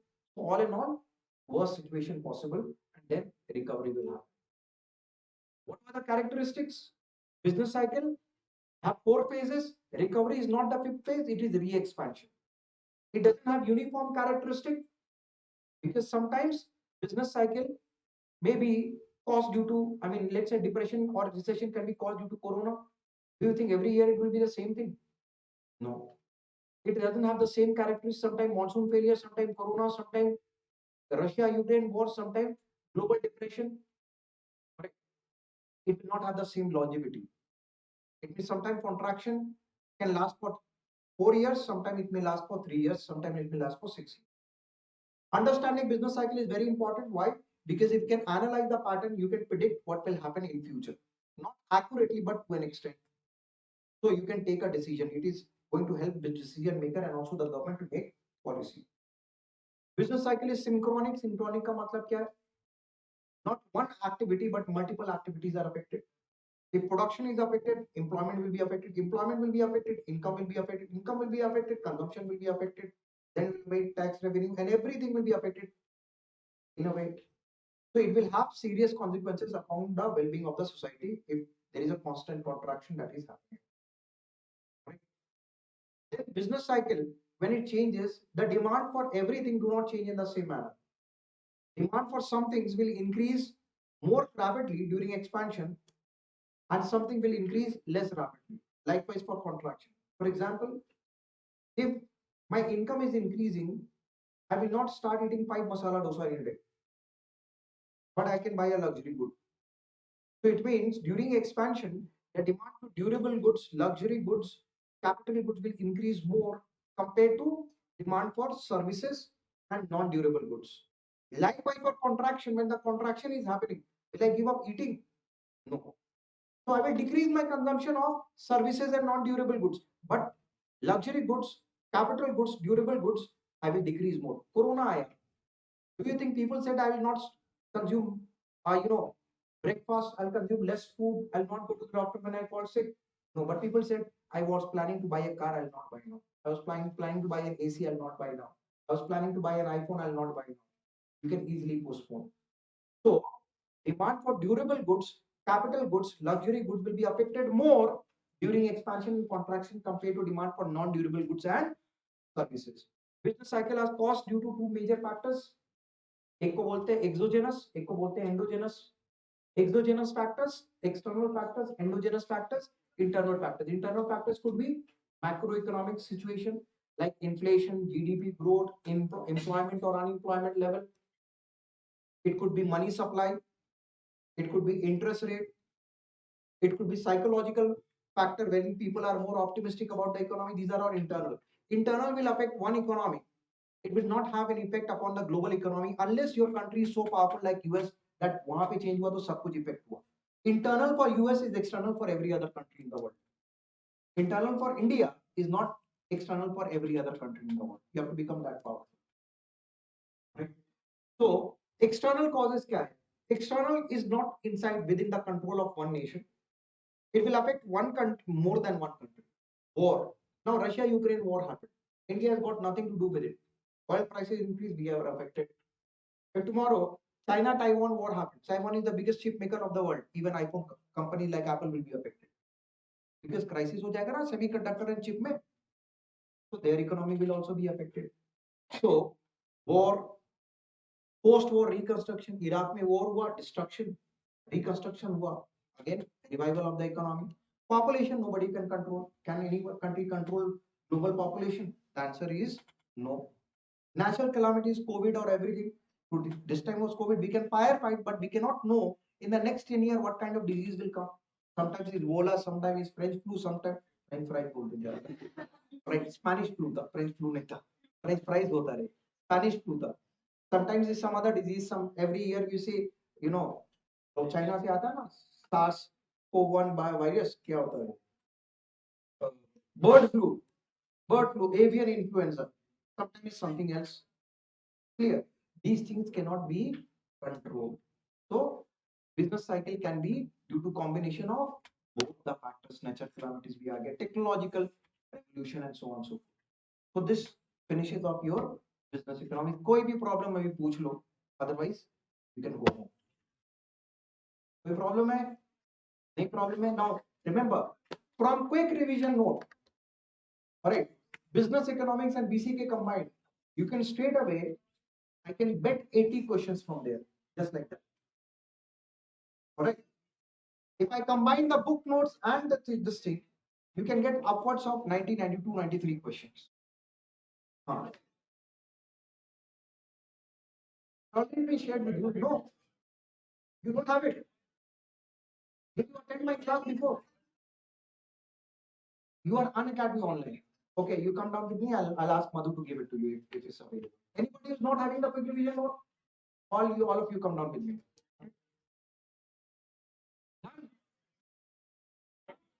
All right. All the best, dear. See you back in intermediate.